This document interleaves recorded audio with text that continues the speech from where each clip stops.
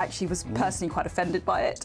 And no reason to go to bed. So I guess they've always been quite woke. That's Dan Wootton Tonight on TV, radio and online, Monday to Thursday from 9 p.m. till 11 p.m. on GB News, the People's Channel, Britain's news channel. In a world of dull and predictable radio and TV shows. Oh, hi. On Mark Dolan Tonight, we've got big guests. We drill into the big stories of the day. The show adds up to a brilliant listening and viewing experience. Mark Dolan Tonight is the most entertaining current affairs show ever, and that's a fact. That's Mark Dolan Tonight, Friday, Saturday and Sunday from 9. Only on GB News, Britain's news channel. Like all families, we have arguments every now and then, but actually we agree on what the mission of GB News is, and that's the most fundamentally important thing. GB News provides the kind of platform that lets all voices be heard. We don't hold back. We're free to say what we really think. Just because some people who live in a tiny little Westminster bubble think that their particular story is important, that's not the most important story for me. And often they will be difficult stories, stories that you won't find on the establishment media. Because what people think in the north of England may be very different to what they're thinking in their home counties. We're going to carry on telling the world what life is really like for households up and down the UK. We love to be in your car, in your kitchen as you're having your breakfast. Whatever you're doing, you are part of the show. If it matters to you, it matters to us. Britain's watching. Britain's watching. Britain's watching. We're proud to be GB News, The People's Channel. Britain's news channel.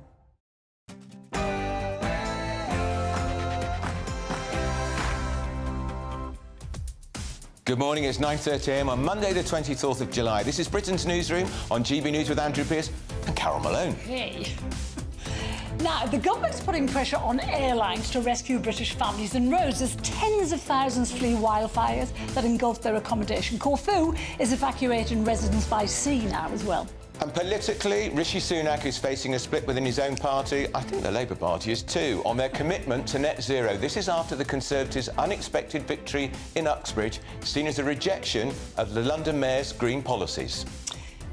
And the Levelling Up Secretary, Michael Gove, is giving an update on his plans to tackle the housing crisis this morning. He plans to relax rules on extensions and give more flexibility to turn shops into homes. And we're going to be talking to one of Michael Gove's advisors in the studio. And Jeremy Hunt, the Chancellor, he's revealed today how his family's been devastated by cancer as he speaks out about his own diagnosis being caught early by the NHS.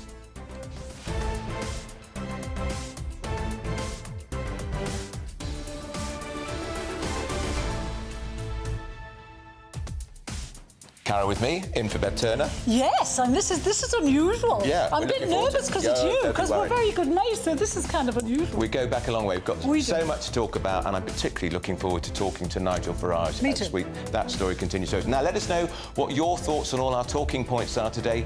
Email us at gbviews@gbnews.com.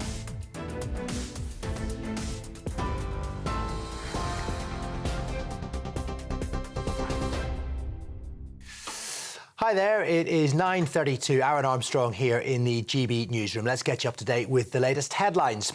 The first repatriation flights are due to arrive in Greece later to rescue British holidaymakers stranded by wildfires in Rhodes.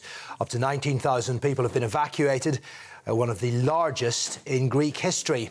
Hundreds of British tourists have been stranded, having fled hotels and left belongings behind.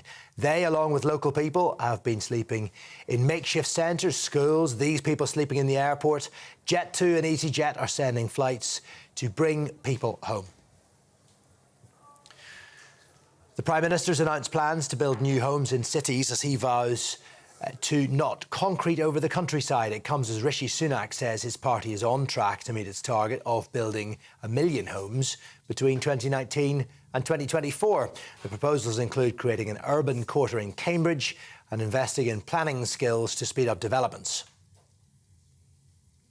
Anjem Choudhury has been charged with terrorism offences following his arrest last week. The Islamic preacher was charged on Sunday with 3 terror offences, including directing a terrorist organisation, membership of a prohibited organisation and addressing meetings to encourage support for a prohibited organisation. Khalid Hussain from Canada separately has also been charged with membership of a prohibited organisation. Both men have been remanded in custody to appear at Westminster Magistrates Court later today. We'll have more throughout the morning and afternoon on the half hour, and there's more on our website as well, gbnews.com. But for now, it's back to Andrew and Carol.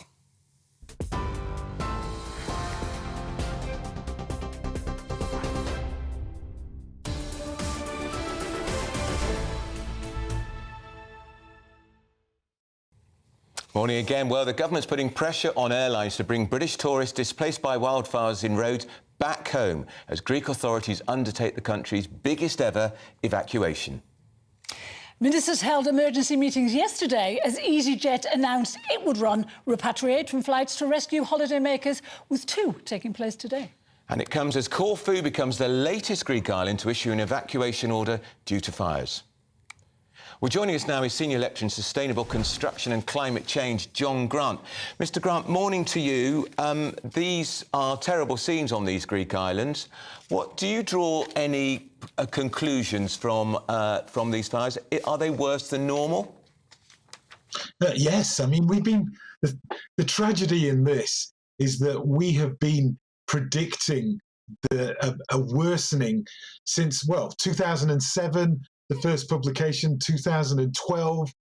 Last year, we were told that you know, these things happen. Fires happen. I think it was 2008. Rhodes evacuated 2,000 people. But as you can see, just things are getting worse. And because, you know, we're just not responding with any real urgency to this wider challenge and blaming everybody else rather than actually getting on with coming up with proper strategies to reduce our emissions and become more resilient to these awful situations. But Mr Grant, the government, if there was a government minister here, they'd say we're doing an awful lot. We're investing so much in wind turbines and solar energy. Every month, people who are struggling with the cost of living crisis are paying a big chunk of their electric and gas bill in green levies. Yeah, and isn't that's just it's one of those classic things of only going halfway. So what we're doing is we're just doing it enough so that it costs us, rather than actually embracing this, so that the investment, not the cost, but the investment in this agenda to zero carbon will actually begin to save us money. So we have this ridiculous situation of giving people money to pay their bills, which they absolutely need because they were on a knife edge. But if we had invested in their homes, then they could save that money and more forever. But because we only halfway do it, we've just said today that we're going to build loads of houses, but most of those houses aren't up to a standard that when we're probably going to have to go back and improve them as we realise that they are substandard to the needs of the 21st century and this extreme weather that we're experiencing. Was talking about extreme weather conditions, but the extreme weather isn't that unusual. And we know that there have been hotter times. I think it was in Sicily a couple of years ago, the temperature hit 48.5 degrees. It's not hit that since, but in the 40s is not that unusual for Europe at this time of year. Yes, of course, it's a Mediterranean basin, but it's the extreme and the length of these events that we're seeing. The reason that we've got forest fires is not having a 1 or 2 or even a week's of temperatures close to 40 degrees. But what we're seeing is a shift of the entire climate. So it is a great deal warmer and drier there and a lot wetter where we are, of course. There's always a balance. So that moisture is being lifted out of that environment. And so, you know, it is that tightening of the screw of that situation that is what we're experiencing. Because, you know, we trivialize it. When I say things like 1.2 degrees centigrade, you would say, well, it's barely measurable. But what that does is it pushes all of those events slightly up so that they all happen that little bit worse. And it doesn't take a great deal to tip into these well, in this case, these awful fires that we're looking at. John, the latest IPCC report, I'm going to read what it says because I don't want to mess it up, concluded that the signal of climate change has not yet emerged beyond national variability for the following. And they talk about phenomena. They're saying river floods, landslides, droughts, severe windstorms, sand and dust storms, heavy snowfall. So they're not attributing everything that's happening to the weather. To climate change. Sorry, could you tell me what date that quote? It's the latest one. The report. The latest one. Well, I don't recognise that one because I was looking at the graphs and it clearly shows that the risk for those extreme events are much higher now than they were previously. So this is a probability because we know that weather is weather, but it's climate that we're looking at here. And we're seeing that shift. So there's a whole science called attribution, where we can look at events such as these fires, such as the heat events going on in China, Europe, and the US, and we can say that it's 5 times more likely.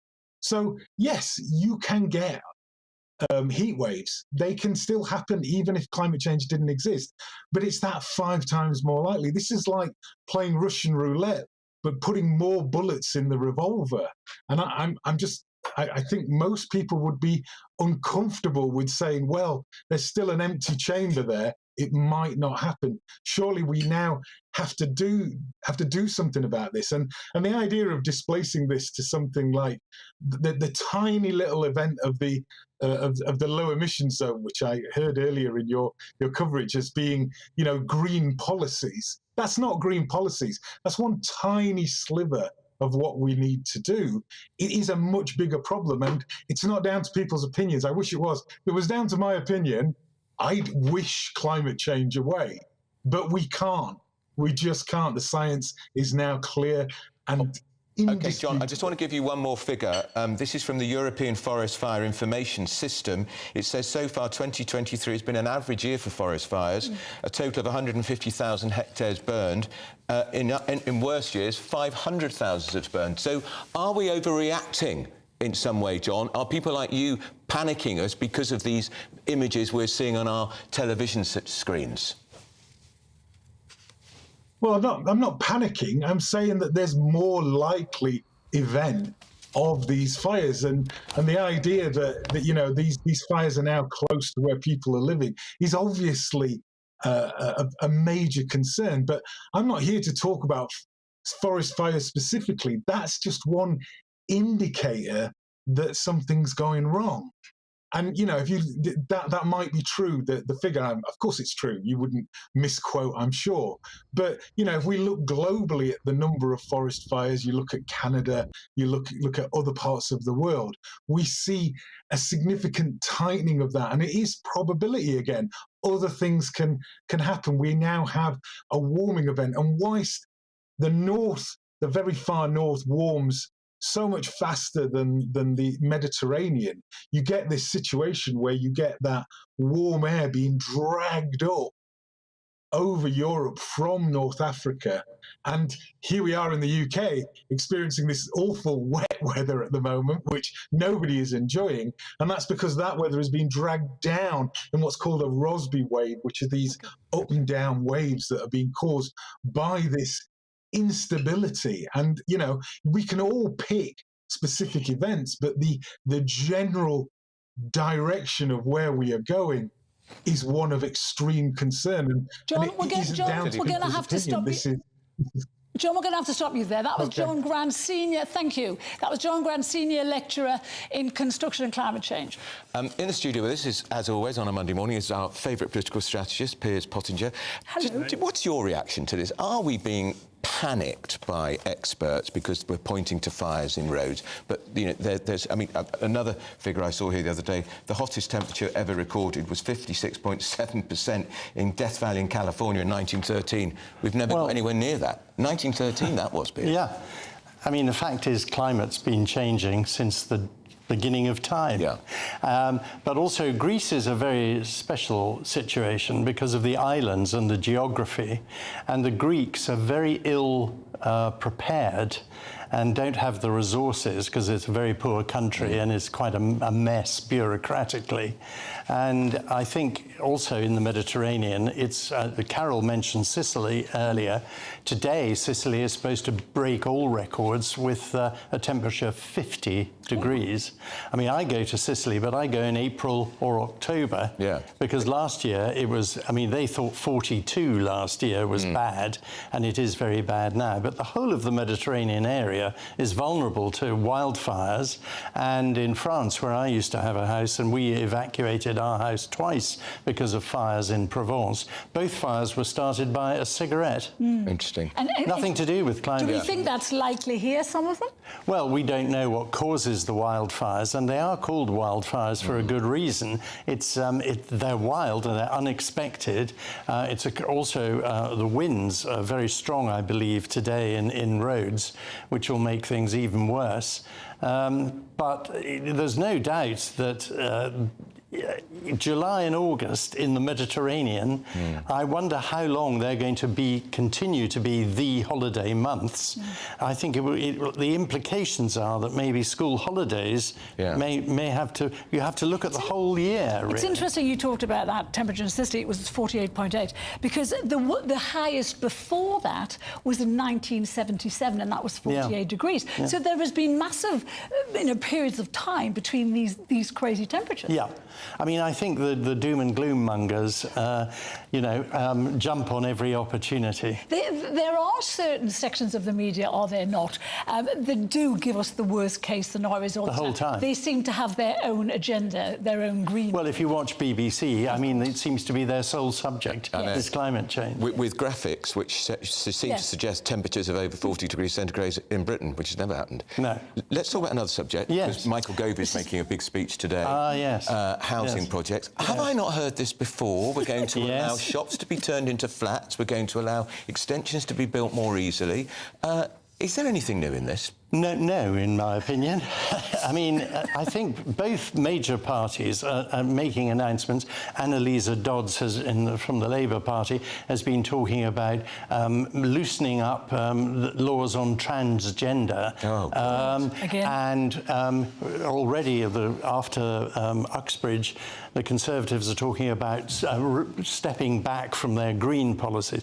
These are tinkering at the edges. I think what is going to win elections is the party that the voters trust to cut taxes, make the cost of living manageable, and also get a handle on immigration properly. Those are the big issues.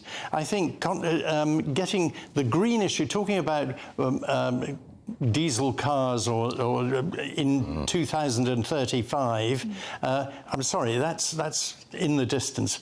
Mind you, in Scotland, the SNP are launching new policies today on you can't sell your house if you haven't got a new heating pump in it, which would cost you £10,000 to do it. That's another brilliant policy from the SNP that's going to be greeted with amazement. And how on earth they're still in power, I have no idea. So before you can sell your home, you've got to have a £10,000 heat pump. That's what they're announcing today. About 14? Yeah, they say that you spend, that's a cheap one, as well as spending more Scottish taxpayers' money on another study on independence and the practicalities of a Scottish passport.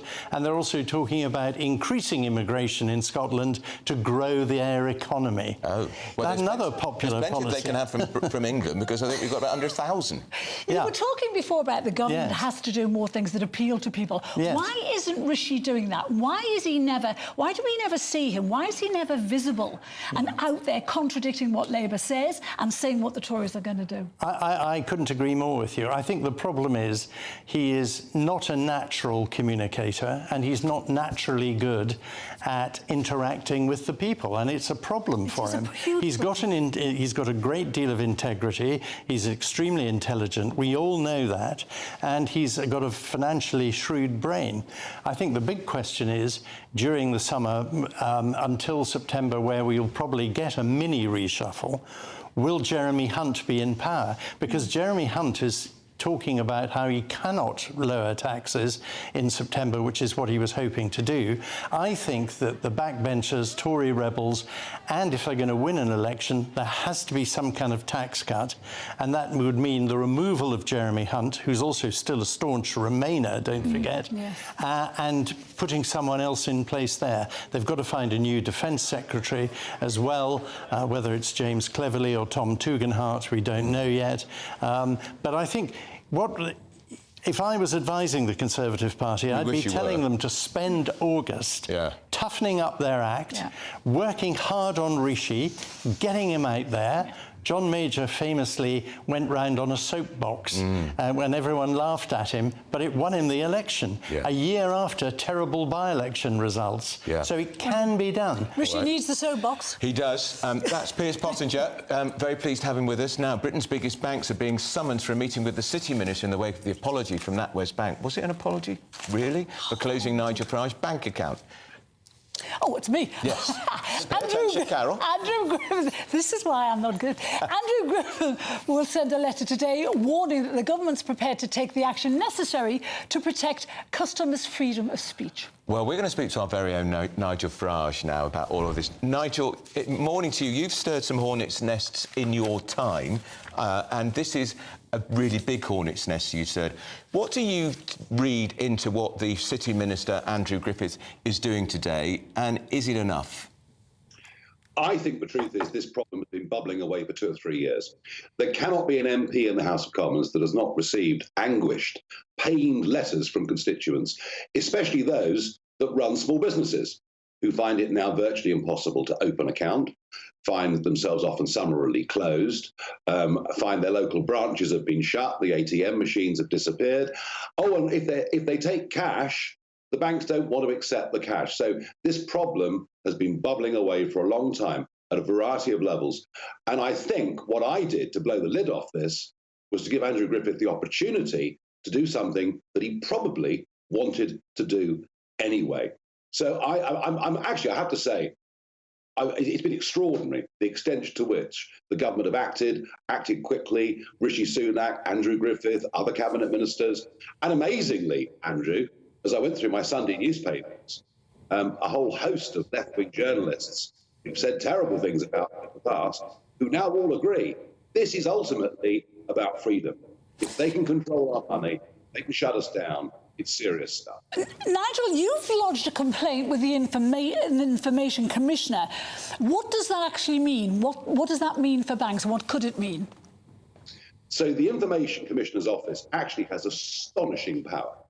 They are able to fine companies huge amounts of money if they're seen to have breached anybody's personal data.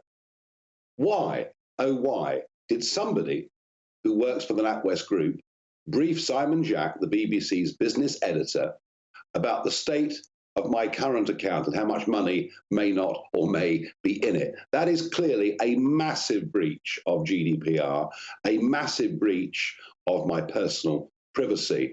Of course, I'm sure, Carol, that the fact that Simon Jack, the business editor, had dinner and sat next to Dame Alison Rose, the boss of NatWest, the night before, I'm sure that's entirely coincidental, you know. Yes, of course. But the ICO has power. It has power to demand documents, to demand records of telephone calls, to demand internal emails. We are going, I promise you, I am going to get the truth of this, and I won't be stopped. And also on Alison Rose, she put out what I would call a rather weasel-worded apology, Nigel, to you last week. We still don't know what role she had in the construction of that story with the BBC, but the BBC still hasn't apologised properly, in my view. And I still want to know whether, Nigel, you are going to sue Coutts Bank, because what they wrote about you in that 36-page document is defamatory. First things first, the BBC. I have actually received this morning an acknowledgement from Tim Davie, the Director General, and he says that Deborah Turness, the CEO of the BBC, will write to me today. So, you know, that is work in progress. I will wait to get Deborah Turness's letter. In terms of getting to the truth, I've also put in a subject access request to NatWest. Hopefully I can find out there, you know, what was said about me at that higher level within the group. And the point about that 36-page document, Andrew, is I had to publish it. And by the way, it was full of misquotes. It was full of things that had been actually beaten in a libel trial against a former Guardian journalist. I had to put out that vile information about me. I had to make it public because otherwise I couldn't counter the briefing that had been done to the BBC. So yes, it's yet more reputational damage for me. And on the legal front, all I will say is all options are on the table. Interesting. If Alison Rose is proven to have been implicated in what Simon Rose broadcast on the BBC, is her position unsustainable as chief executive? Oh, totally. Oh, totally. But I mean, there are bigger questions here too, Andrew. I mean, we've got to say, every single person watching this right now is a shareholder in the NatWest Group. Of course, yes. We own 39% of this. We bailed these people out after their greed and stupidity, and now they treat us with contempt. And this, I wouldn't have gone public had this just been about me. But I'm learning, as I look at my email box every morning, thousands of businesses and individuals have been closed down all over this country. NatWest appear to be the worst offender. And worst of all, a final thought. I said last week, if they can do it to me, they can do it to you. Well, read the small print of all the 4 big banks in Britain. They now have the ability to monitor your social media. If you say anything online that goes against the bank's values, they now can close you down. This has got to be fought and fought hard. This is the ultimate battle for freedom and individual liberty. Nigel, fight the good fight. That's Nigel Farage, our very own Nigel Farage. Now we have to, excuse me, read out what Coutts Banks has said. And Carol, I'll let you read it. Yeah, because you don't want to. Well, because I had to read it last week, okay. And it just drives me nuts because it's ridiculous. Laugh. OK, it is not Coutts' policy to close customer accounts solely on the basis of legally held political and personal views. Still to come? Well, because I won't tell you what I think of that, Coutts. Well, you have. You said you're doing It's ridiculous. Still to come, more on the fires engulfing the island of Rhodes. This is Britain's Newsroom on GB News, the People's Channel. The temperature's rising. Boxed Solar, proud sponsors of weather on GB News. Hello, I'm Marco Petagna. Here's your latest weather update from the Met Office. We'll see outbreaks of rain clear away to the south-east of the UK through the day today, giving way to a mix of sunshine and showers, coupled with a fairly cool breeze. It's certainly a fairly wet picture across the south and south-east through the morning. We'll see some heavy bursts of rain in places, but to say brighter skies tucking in from the north. So as we head into the afternoon, we'll see many places having some sunny spells, coupled, yes, with a few showers, particularly towards the north and northwest, those feeding down in that cooler north to northwesterly airstream. It's certainly feeling fairly chilly out and about towards the north of the UK in that breeze. Temperatures no better than 16 or 17 Celsius. Down towards the south and southeast, we should see a high of 19 or 20. 20 is 68 in Fahrenheit. As we go through the evening, those showers will tend to ease, particularly towards the south and east. Still some feeding in there towards the north and west of Scotland. 1 or 2 of those still on the heavy side too. With the clear spells down towards the southeast, turning a little bit chilly in some rural spots. But I think the coldest temperatures will be reserved for the rural spots towards the north. Here dipping down to around about 7 or 8 degrees by Tuesday morning. As for Tuesday itself, another day of sunshine and showers is on the cards. The showers pretty well scattered towards the south and east. Most of those reserved again for the northwest of the UK, and again a few of those will be on the heavy side. Temperatures still disappointing for late July, peaking at around about the high teens towards the north of the UK, possibly a high of 19 or 20 down towards the southeast, and again 20 is 68 in Fahrenheit. That's pretty much it from me. I'll see you soon. Bye-bye for now. The temperature's rising. Boxed Solar, proud sponsors of weather on GB News.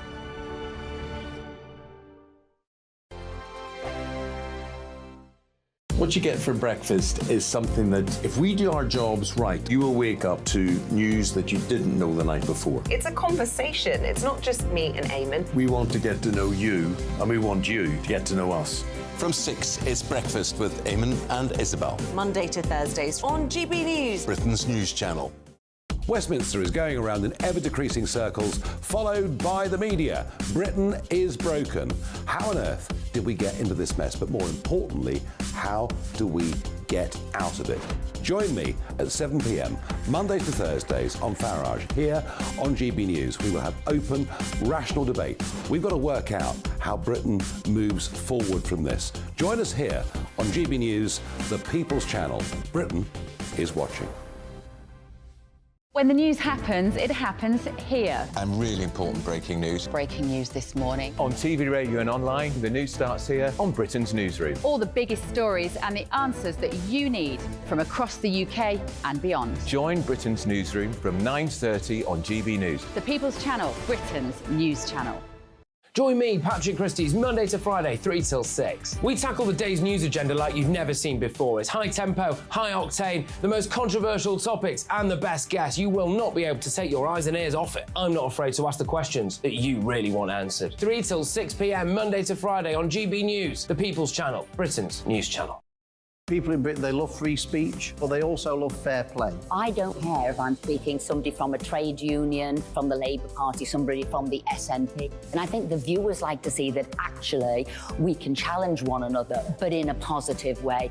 We think we ask the questions that people want to ask, and often we ask the questions that we wanted to ask in Parliament but never got the chance to ask. So join us every Saturday, 10 a.m. till noon on GB News, Britain's news channel. Hi, I'm Dan Wootton. You can watch me live on GB News Monday to Thursday from 9 p.m. And did you know that you can also watch and listen live on our website, gbnews.com.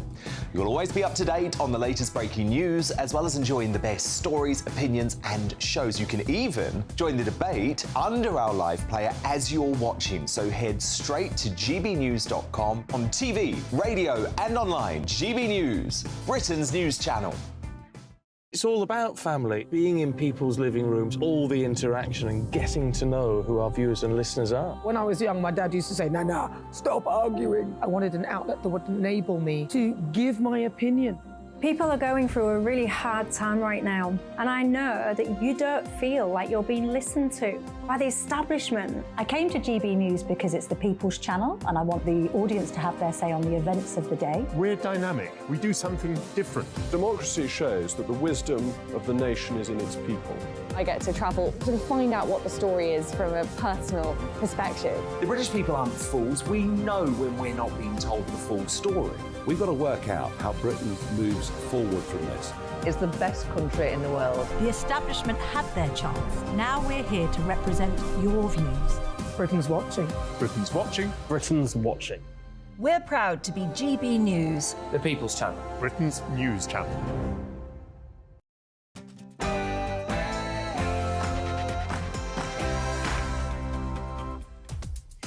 Welcome back. It's 10 a.m. on Monday, the 24th of July. This is Britain's Newsroom on GB News with Pierce and Malone. And the government is putting pressure on airlines to rescue British families who are in roads. Tens of thousands have been fleeing wildfires which have engulfed their accommodation. This comes as Corfu is now evacuating residents by sea at the same time. It comes as Rishi Sunak faces a split within his own party on his commitment to net zero following the Conservative victory in Uxbridge, seen by many as a rejection of green policies. I'll be joined by Tory mayoral candidate Susan Hall.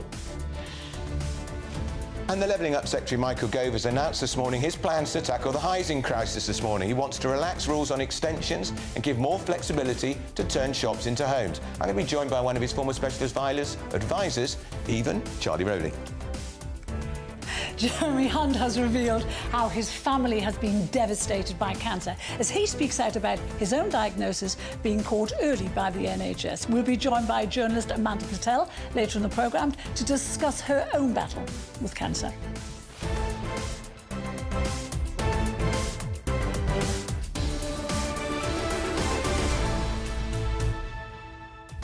Amanda's had exactly the same skin cancer that Jeremy Hunt's had, except much She's worse. had much. She's been having treatment for years. She has, of course. She was brought up in Australia. Now, we'd love to know what you think on all our stories, so email us at gbviews@gbnews.com, and we will read them out, promise. But first, we're going to get the morning news with Aaron Armstrong.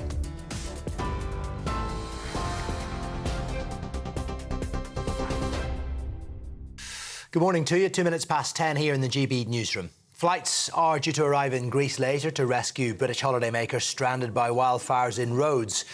19,000 people were forced to flee over the weekend, one of the largest evacuations in Greek history. Hundreds of British tourists have been stranded, having fled hotels, many of whom left their belongings behind. They've been sleeping in airports, makeshift centres and schools. Jet2 and EasyJet are sending flights to bring people home. Sarah Shepherd, who fled from Rhodes, told GB News she had to leave her hotel to escape the fire. We knew that fires were burning, but we didn't really realise that they were coming so close. And then the hotel then sent out an alert, and we all had to evacuate from there. And we sort of grabbed what we could and went down to the beach. And then we just followed everybody else. There was just hundreds and hundreds of people just walking, and we were walking away from the fires. And as we looked back, there were just the flames and the smoke. Meanwhile, the government says there are currently no fires in residential areas of Corfu. That's despite evacuation orders being issued there last night.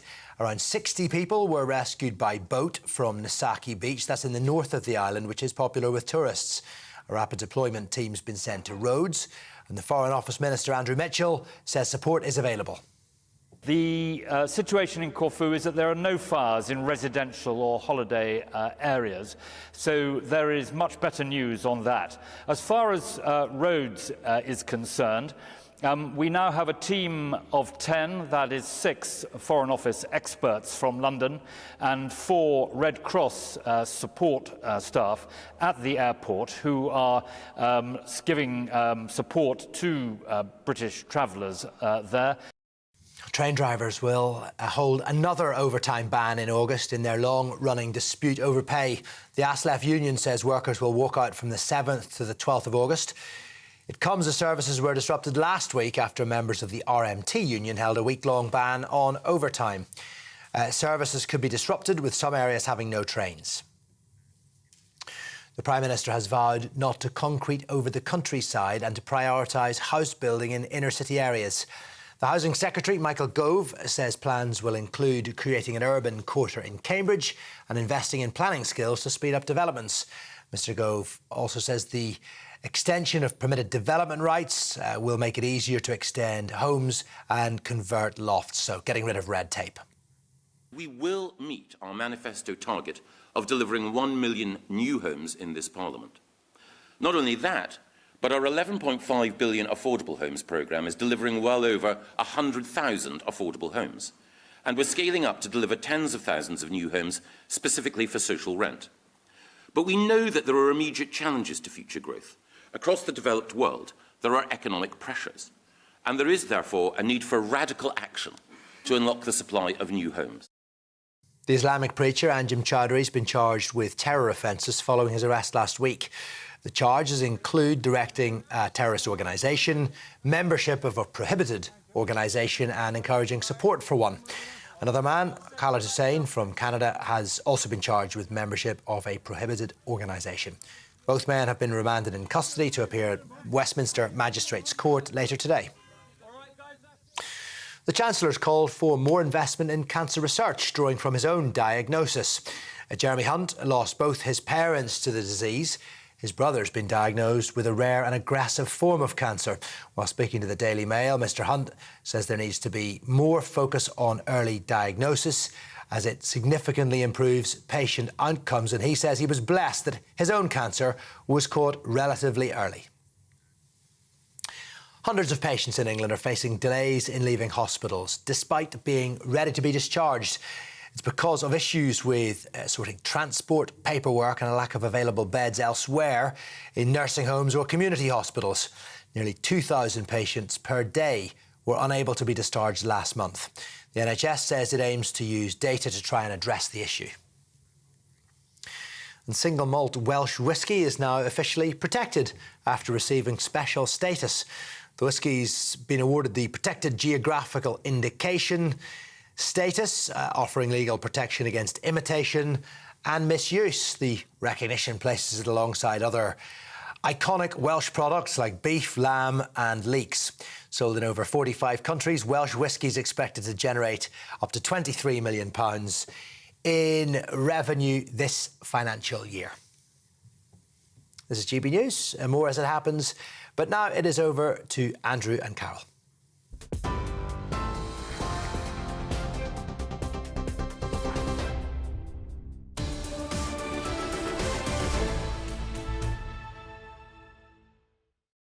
Well, airlines are being urged to bring back British tourists who've been displaced by wildfires in Rhodes.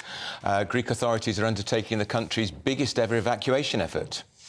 Ministers held emergency meetings yesterday as EasyJet announced it would run repatriation, I can't say the word, repatriation flights to rescue holidaymakers, with 2 taking place today. It's incredible that they're still going there, isn't it? British Airways and EasyJet are still flying there. Mind you, you'd probably get a bargain holiday. Well, you would, but your hotel might have burned down, so what's the point? Well, take no point in that. Actually, should we read out an email here? You know, this is a lady called Susan. She says, all this talk about wildfires and linking it to the climate change is incorrect. I lived in Portugal for 15 years. We had wildfires every single year, all set by human hand.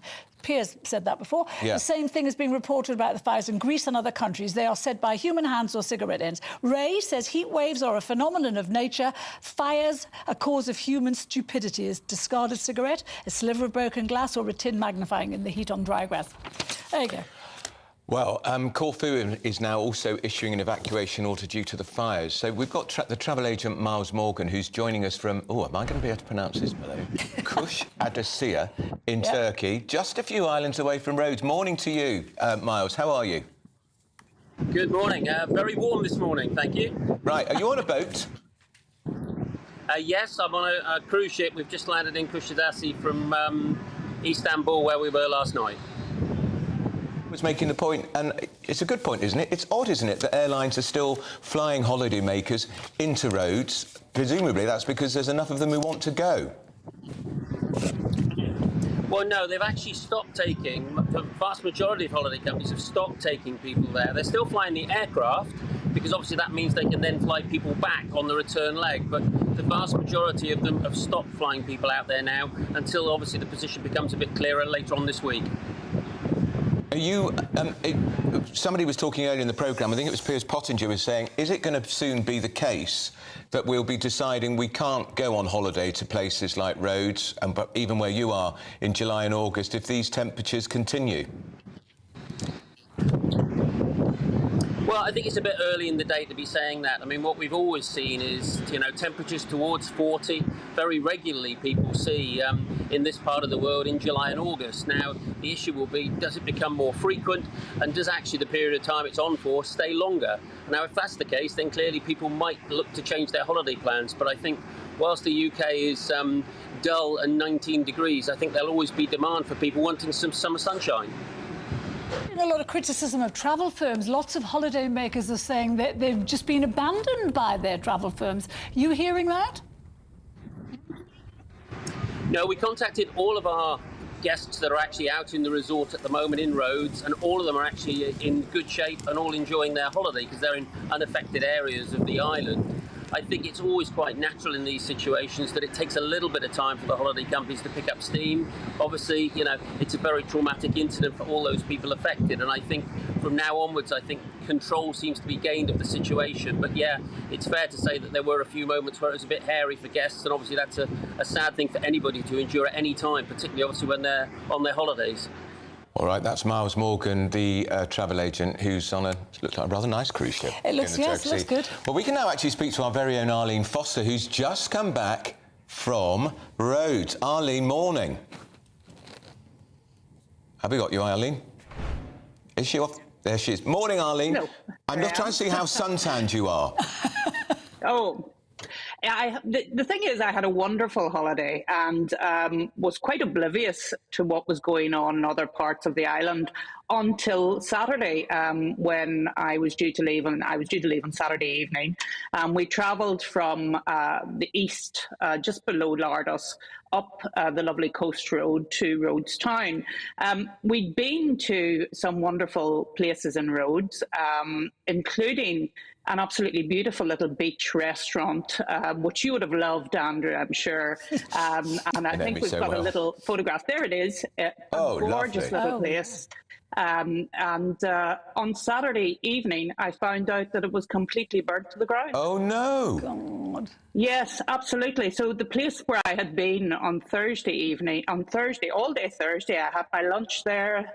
The beautiful beach beds were there. There were water sports, and was there all day Thursday. And on Saturday evening, my daughter looked at Twitter, and there it was, burnt to the ground. How You know, Ollie, you're lucky. There are terrible scenes, terrible footage coming back here now. People fleeing for their lives. Literally, people who live there, elderly women carrying a couple of plastic bags with all their worldly belongings. People are terrified. It was, and when we were taking off late on Saturday night, early Sunday morning, we could look back and see the fires actually raging on the ground in the centre of Rhodes.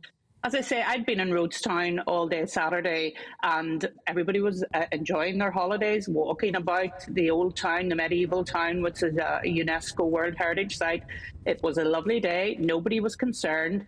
Once I got to the airport, things started to change, and you could see people looking concerned. Then we were looking at social media and realising how very fortunate we had been as a family, but absolutely feeling so very sad for those wonderful people in Rhodes who live there, who work there, who really, they were telling us actually that nothing really happens during the winter in Rhodes, and they make most of their money during the tourist season.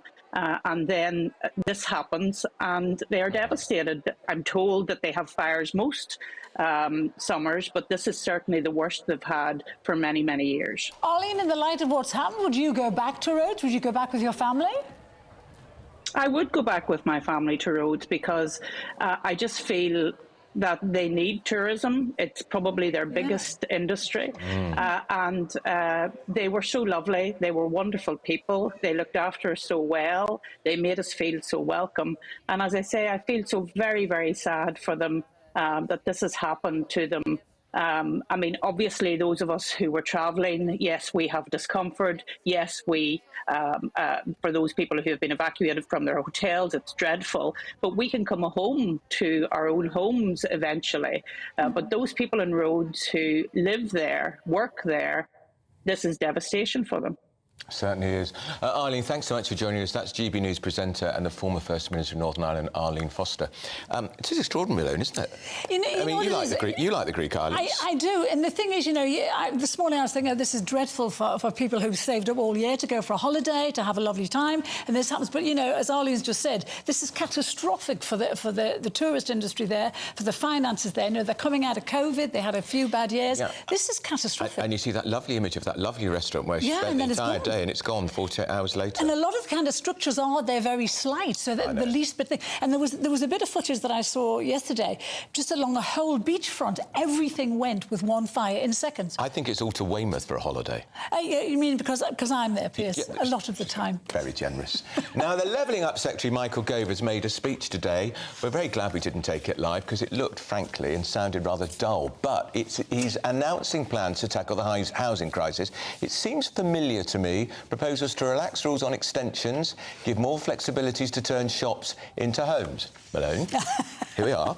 Oh, is it me? It's you. You've got to keep telling me. OK, the Prime Minister... I'm reading my notes. I think I'm a guest. OK, the Prime Minister has also said that Britain's new housing will be focused in cities as the Prime Minister vows not to concrete over the countryside. You've got to do better with your cue as well. You're not going off. Charlie Rowley's here. Okay. He's former advisor to Michael Gove. Frankly, the Prime Minister's speech is more significant because he's talking about they're not going to concrete over the countryside. This is clear blue water with Labour, who've said, unless they've U-turned in the last few days, which they might have done, that they will build on the green belt. In fact, we saw Lisa Nandy, who is Michael's shadow on the Labour benches, saying only last week we should consider building on the green belt, even though she's resisted it in her own constituency on many occasions. Exactly so, and it's a hypocrisy that you have many Labour frontbenchers that say that they want to build more homes, but then when it actually comes to their own constituencies, they reject it. So today is about making sure that actually you can deliver the homes that you need for the country. It's not something that any government, frankly, over the last 30, 40 years has been able to get right. There is a housing crisis in this country. I mean, going back to Labour has a terrible record on building houses. Go all the way back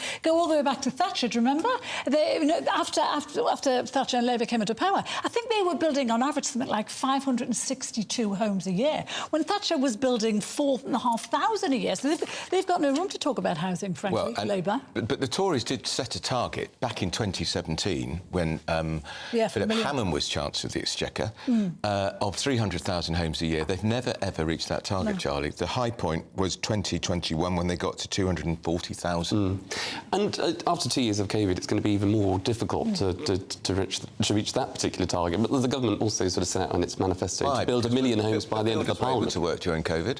Well, but in terms of people buying homes where they were going to originally, sort of lots of people stayed at home. The market, sort of in terms of a buyer's market, it didn't quite pick up. But I was just going to say, Eamon touched on this before when he was saying that, you know, they're building houses and apartments and places now and wrecking communities and wrecking, you know, towns and villages, the way they're putting the houses up. I mean, that's true, isn't it? Communities being destroyed. Well, that's part of the reason why there's been this tension between developers and people that put in the planning applications, and then you have a local council that will ultimately decide on that application. But then if it's overruled by a planning inspectorate, some unknown person that then comes in and decides, actually, yes, you should have that development, or not that one, or yes, you should have more homes in a particular area that does infringe on a green belt, or you shouldn't. That's what's created the tension, I think, in wanting to have more homes in this country, and that's why we haven't seen the development that we should have done. So I think today is about readdressing that and making sure that actually, yes, it's about the small things, so converting shops and unused units into new accommodation. They've said before, Charlie. They have, but it's making it much more simpler than what I think it has been before. So you would hope immediately, but the Housing Secretary is announcing it now. And I'm sure he's... And I keep reading it, and I walk around my local high street where I live, and I think, blimey, all these shops are supposed to be flats, Mr Michael Gove. Why aren't they? They're still empty. Well, and again, I think that probably still goes back to the tension that there might be with local communities and local authorities that haven't been able to or feel empowered enough to make that sort of conversion, or if applications haven't come in. So it's making sure that the process is streamlined. It's about politics too, because you've lost all those by-elections to the Lib Dems. The blue wall is collapsing, Charlie. Well, because so Tories are suddenly, we're not going to build anything here, we're not going to build anything here, and let Labour build on those sites. Well, that's why I think it's about making sure that you have in areas where people do want homes, so the West Midlands, where the Prime Minister is today, and where Andy Street, the brilliant Conservative Mayor of the West Midlands, is screaming out for more development. And that's why in places like Birmingham, in London, in Leeds, in many other cities across the UK, which are quite densified already, you can expand those cities even further and get the homes that this country needs. It's why they've got to get this immigration thing sorted out, because there's not enough homes for anybody, let alone having 500 people crossing the Channel and having every other day. 80,000 a year extra to house. There are people who've been on waiting lists for years now. Yeah, 45,000 in hotels, 55,000 dispersed by local councils. And that's where the anger and the resentment is, isn't there? When they see this happening, that, you know, I mean, I was reading a story the other day about a lady who was a migrant who come over here, and she was really upset because she'd been put in a hostel, and she wanted her own house. And I'm thinking, how can you have a house when there's a waiting list here? We have 271,000 homeless people in this country who would like to have a house and can't get one. Well, that's why I think in the next election there will be a real choice, and you know, this Conservative government wants to tackle the big issues of the day. It's not going to talk about sort of, you know, tweaking transgender rights here or there. You know, important issue though it is, but it's not something that necessarily the whole country is talking about. So it's making sure that you build the homes that this country needs. You have an NHS workforce plan that tackles the challenges of the NHS and beating the backlog. You deal with the economy, so inflation coming down, and you stop the boats and you stop the migrant crisis that we have in this country. Those are the big ticket items that people in this country are going to vote for. It's the Conservatives that seem to have the plan. I want to know if there's any truth in the rumour. The Tories have sent Sadiq Khan, the London Mayor, the biggest bouquet of flowers possible, because the stupid, horrible policy of the ultra-low emission zone expansion meant they hung on in Uxbridge last week. It's true. Do you think they have sent him flowers? They should. Well, look, you know, Sir Keir Starmer, I think, put it even better to say that if it's plastered on every Tory leaflet, then, you know, they've got to rethink their policies. And he's absolutely right, because ULEZ is a £12.50 charge, penalty charge, effectively, on people a day that need people, need their vehicle for work. You get a fine of 180 quid. That's £4.5 a year, by the way, Charlie. I counted it. And if you don't pay it, you get a fine. We've got to move on, Charlie. Exactly. Thank you very much. Always a joy to talk to you. Okay. I think Michael Gove needs you back in the office to write a better speech than last. Carol, this is you. I know it is. I was on that one. Still to come, as the expansion of ULEZ caused friction in the Labour camp between Sadiq Khan and Sir Keir Starmer. We'll be joined by London's Tory mayoral candidate, Susan Hall. Looking forward to that. Looks like things are heating up. Boxed Boilers, proud sponsors of weather on GB News. Hello, I'm Marco Patenia. Here's your latest weather update from the Met Office. We'll see outbreaks of rain clear away to the south-east of the UK through the day today, giving way to a mix of sunshine and showers, coupled with a fairly cool breeze. It's certainly a fairly wet picture across the south and south-east through the morning. We'll see some heavy bursts of rain in places, but to say brighter skies tucking in from the north. So as we head into the afternoon, we'll see many places having some sunny spells, coupled, yes, with a few showers, particularly towards the north and northwest, those feeding down in that cooler north to northwesterly airstream. It's certainly feeling fairly chilly out and about towards the north of the UK in that breeze. Temperatures no better than 16 or 17 Celsius. Down towards the south and southeast, we should see a high of 19 or 20. 20 is 68 in Fahrenheit. As we go through the evening, those showers will tend to ease, particularly towards the south and east. Still some feeding in there towards the north and west of Scotland. One or two of those still on the heavy side too. With the clear spells down towards the southeast, turning a little bit chilly in some rural spots. But I think the coldest temperatures will be reserved for the rural spots towards the north. Here dipping down to around about 7 or 8 degrees by Tuesday morning. As for Tuesday itself, another day of sunshine and showers is on the cards. The showers pretty well scattered towards the south and east. Most of those reserved again for the northwest of the UK, and again a few of those will be on the heavy side. Temperatures still disappointing for late July, peaking at around about the high teens towards the north of the UK, possibly a high of 19 or 20 down towards the southeast, and again 20 is 68 in Fahrenheit. That's pretty much it from me. I'll see you soon. Bye-bye for now. Looks like things are heating up. Boxed boilers, proud sponsors of weather on GB News.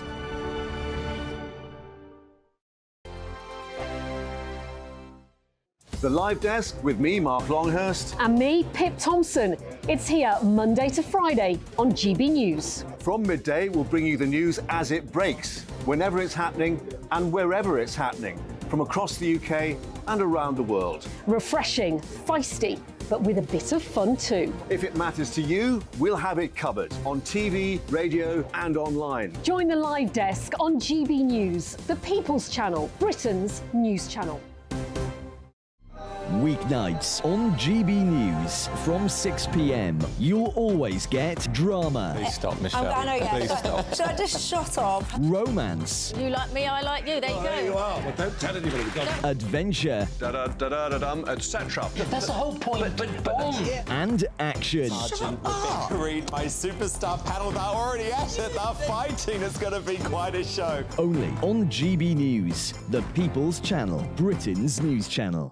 So Jubes and Co, we tackle the issues of the day with real robust debate, both sides of the fence, battling it out with me in the middle with my forthright opinions and views. And often really interesting things happen because you start with a position and then by the end of the debate you find actually, well, I might not have thought about that one. What we need in this country is 2 new political parties. You should maybe think about doing a 2024 calendar. I'm Michelle Dewberry and I'm keeping you company right through until 7 o'clock this evening. GB News, the People's Channel, Britain's watching.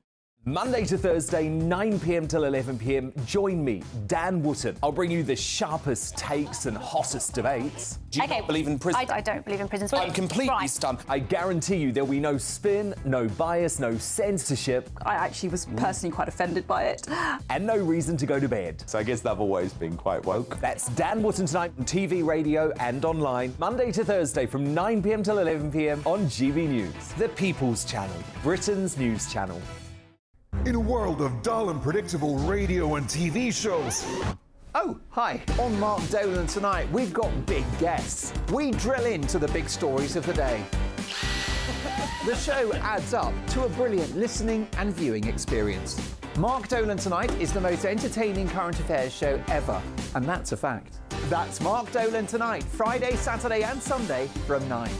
Only on GB News, Britain's news channel. Like all families, we have arguments every now and then, but actually we agree on what the mission of GB News is, and that's the most fundamentally important thing. GB News provides the kind of platform that lets all voices be heard. We don't hold back. We're free to say what we really think. Just because some people who live in a tiny little Westminster bubble think that their particular story is important, that's not the most important story for me. And often they will be difficult stories, stories that you won't find on the establishment media. Because what people think in the north of England may be very different to what they're thinking in the home counties. We're going to carry on telling the world what life is really like for households up and down the UK. We love to be in your car, in your kitchen as you're having your breakfast. Whatever you're doing, you are part of the show. If it matters to you, it matters to us. Britain's watching. Britain's watching. Britain's watching. We're proud to be GB News, The People's Channel. Britain's news channel.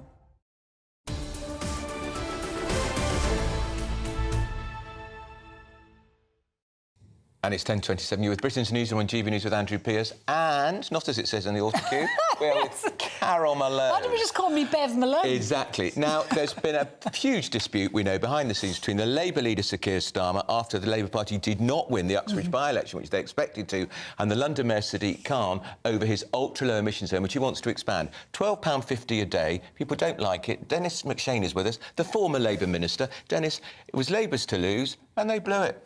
I'm not sure. We've never won Uxbridge. Under the great Harold Wilson, under the wonderful Tony Blair. We're never going to win it now. No, that's true. No, Carol's right on that point. I canvassed 2 weeks ago in Uxbridge. I saw every driveway with... That's why they lost.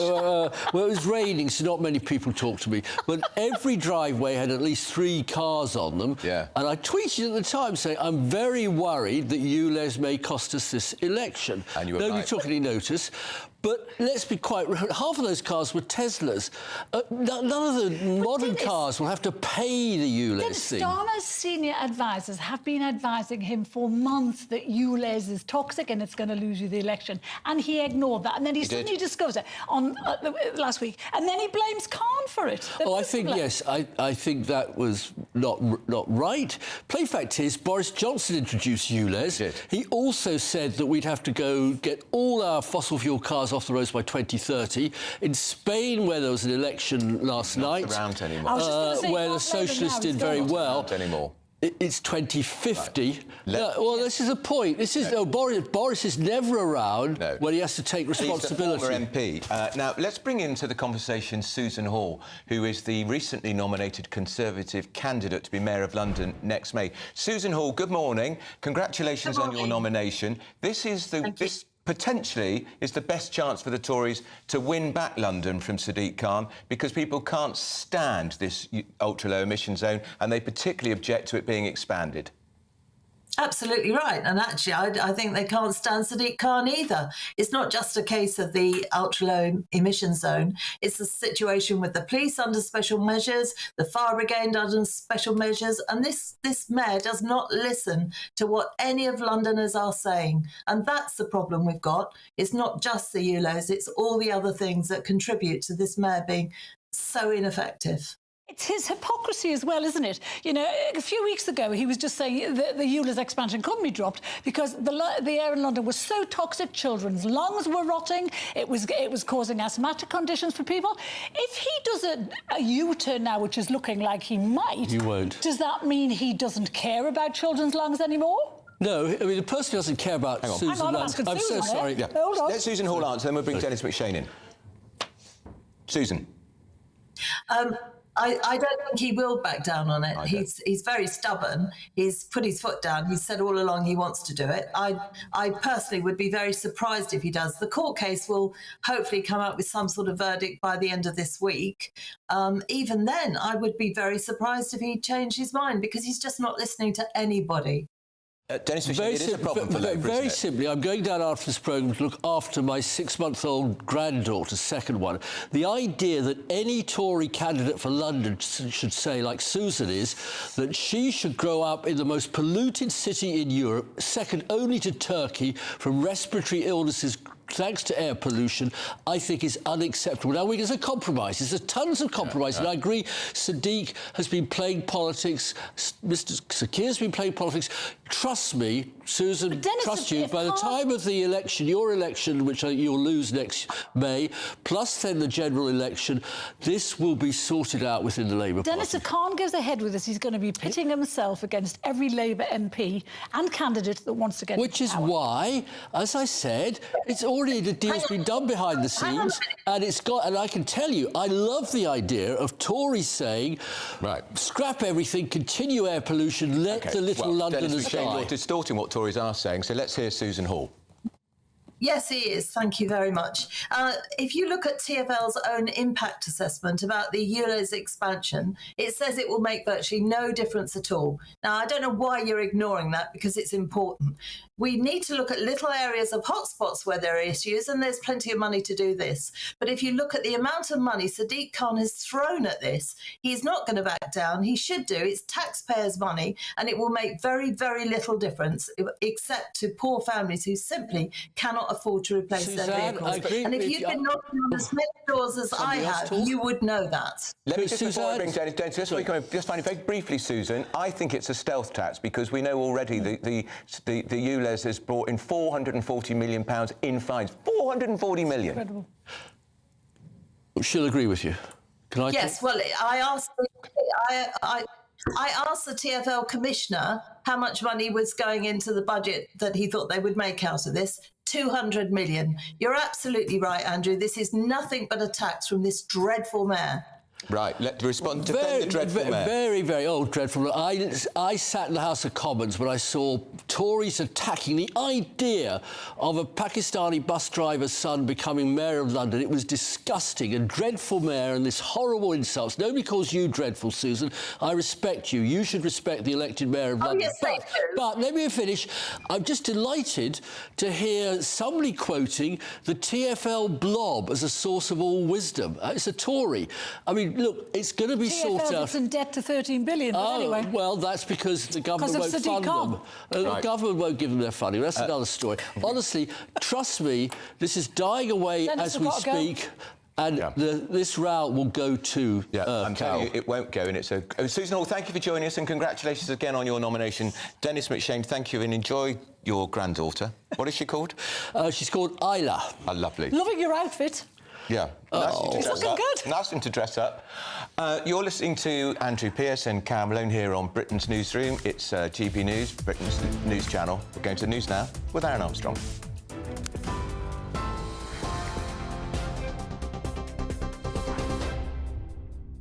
It's 10:34. Good morning to you. Aaron Armstrong here in the GB Newsroom. Flights are due to arrive in Greece later to rescue British holidaymakers stranded by the wildfires in Rhodes. Some 19,000 people were forced to flee there over the weekend. It's one of the largest evacuations in Greek history. Hundreds of British tourists have been stranded on the island, having fled their hotels and left their belongings behind. They've been sleeping in airports, in makeshift centres and schools. EasyJet and Jet2 are among the airlines sending flights to bring people home. Train drivers are threatening fresh disruption at the height of the summer holidays with a further ban on overtime. Members of the ASLEF union won't work extra hours for a week from Saturday the 12th to the 12th of August. Saturday the 7th to the 12th of August, I should say. The union claims none of the train companies employs enough drivers and is warning of serious disruption. It will be the 5th week-long ban on working overtime since May. The latest one ended on Saturday, and another one is due to start on the 31st. The Prime Minister has vowed not to concrete over the countryside and to prioritise house building in inner city areas instead. Housing Secretary Michael Gove says the plans will include creating an urban quarter in Cambridge and investing in planning skills to speed up developments. Mr Gove also says he plans to do away with red tape to make it easier to build extensions to people's houses and also to convert lofts. And Twitter has replaced the social media platform's famous bird logo with an X as part of owner Elon Musk's plans to create an everything app, his words. Mr Musk unveiled it over the weekend. It's the latest change since he took the company over in October. He's also said tweets will soon be replaced and they will be called X's. Some experts say, though, the move will further alienate Twitter's original and loyal base. More on that story and all the rest of our headlines on our website. That's gbnews.com.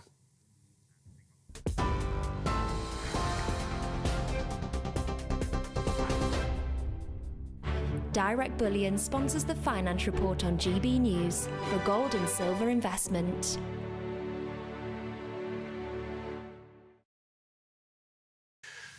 A quick snapshot of the markets today. The pound will buy you $1.2829 and 1.1581 euros. The price of gold, £1,528 and 91 pence per ounce. And the FTSE 100 currently trading at 7,665 points. Direct Bullion sponsors the finance report on GB News, Investments That Matter. What you get for breakfast is something that, if we do our jobs right, you will wake up to news that you didn't know the night before. It's a conversation. It's not just me and Eamon. We want to get to know you, and we want you to get to know us. From 6, it's Breakfast with Eamon and Isabel. Monday to Thursdays on GB News. Britain's news channel. Westminster is going around in ever-decreasing circles, followed by the media. Britain is broken. How on earth did we get into this mess? But more importantly, how do we get out of it? Join me at 7 p.m, Mondays to Thursdays on Farage, here on GB News. We will have open, rational debate. We've got to work out how Britain moves forward from this. Join us here on GB News, the People's Channel. Britain is watching. When the news happens, it happens here. And really important breaking news. Breaking news this morning. On TV, radio and online, the news starts here on Britain's Newsroom. All the biggest stories and the answers that you need from across the UK and beyond. Join Britain's Newsroom from 9:30 on GB News. The People's Channel, Britain's news channel. Join me, Patrick Christie's, Monday to Friday, 3 till 6. We tackle the day's news agenda like you've never seen before. It's high tempo, high octane, the most controversial topics and the best guests. You will not be able to take your eyes and ears off it. I'm not afraid to ask the questions that you really want answered. 3 till 6 p.m, Monday to Friday on GB News, the People's Channel, Britain's news channel. People in Britain, they love free speech, but they also love fair play. I don't care if I'm speaking somebody from a trade union, from the Labour Party, somebody from the SNP. And I think the viewers like to see that actually we can challenge one another, but in a positive way. We think we ask the questions that people want to ask, and often we ask the questions that we wanted to ask in Parliament but never got the chance to ask. So join us every Saturday, 10 a.m. till noon on GB News, Britain's news channel. Hi, I'm Dan Wootton. You can watch me live on GB News Monday to Thursday from 9 p.m. And did you know that you can also watch and listen live on our website, gbnews.com. You'll always be up to date on the latest breaking news, as well as enjoying the best stories, opinions and shows. You can even join the debate under our live player as you're watching. So head straight to gbnews.com on TV, radio and online. GB News, Britain's news channel.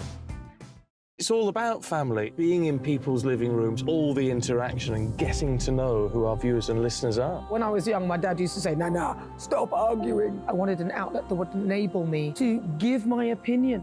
People are going through a really hard time right now, and I know that you don't feel like you're being listened to by the establishment. I came to GB News because it's the People's Channel, and I want the audience to have their say on the events of the day. We're dynamic. We do something different. Democracy shows that the wisdom of the nation is in its people. I get to travel to find out what the story is from a personal perspective. The British people aren't fools. We know when we're not being told the full story. We've got to work out how Britain moves forward from this. It's the best country in the world. The establishment had their chance. Now we're here to represent your views. Britain's watching. Britain's watching. Britain's watching. We're proud to be GB News, The People's Channel, Britain's news channel.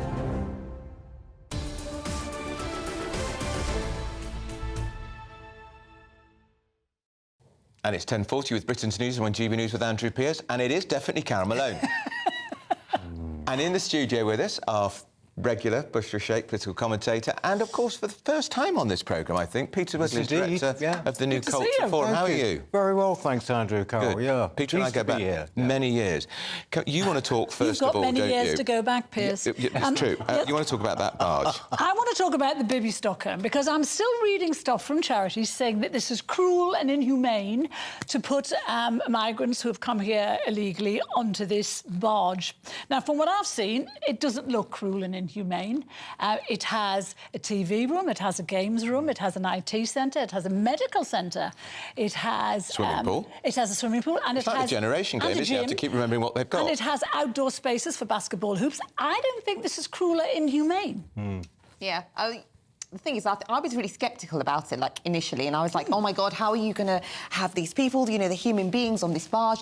But the more I read about it, and the fact that they have all these facilities is a really positive thing. For me, I'm just like, how is this going to look and how is it going to work? Because although there are all those facilities, I don't know whether this is a long-term plan. You know, it has to be short-term. So what's going to happen after this and how are they going to get people on it? This is supposed to be people who are coming to the end of their asylum applications. And so hopefully it's not going to be long. But the predictions are that people will be there for 18 months, which is a blooming long time, frankly. I think this is like, and as you were saying, you know, seems like a short-term thing. I mean, the point is there is no plan, I think. There is no real plan for how to deal with this. I mean, it's a gimmick. Just like I believe Rwanda was actually a gimmick. It was never really going to work. Do you really think that? I don't think Rwanda was a gimmick. I think Rwanda would be a deterrent. I don't think this barge is going to deter anyone. But the thing is, Carol, about this, you see, is that there is a lack of will amongst the people who count to actually really deal with this issue. Well, that's the civil service, entire civil service. Sort of going around the edges, barges, whether they're very well appointed or not, you know, Rwanda, all of this. The fact is, whether it's illegal or legal migration, I would say, this government has been so pathetic, actually, on this. And here's the other thing, Bushra. They're telling us that 50 or so are going to move in initially, and the total capacity is 500. It will take several months to get a full 500 in there.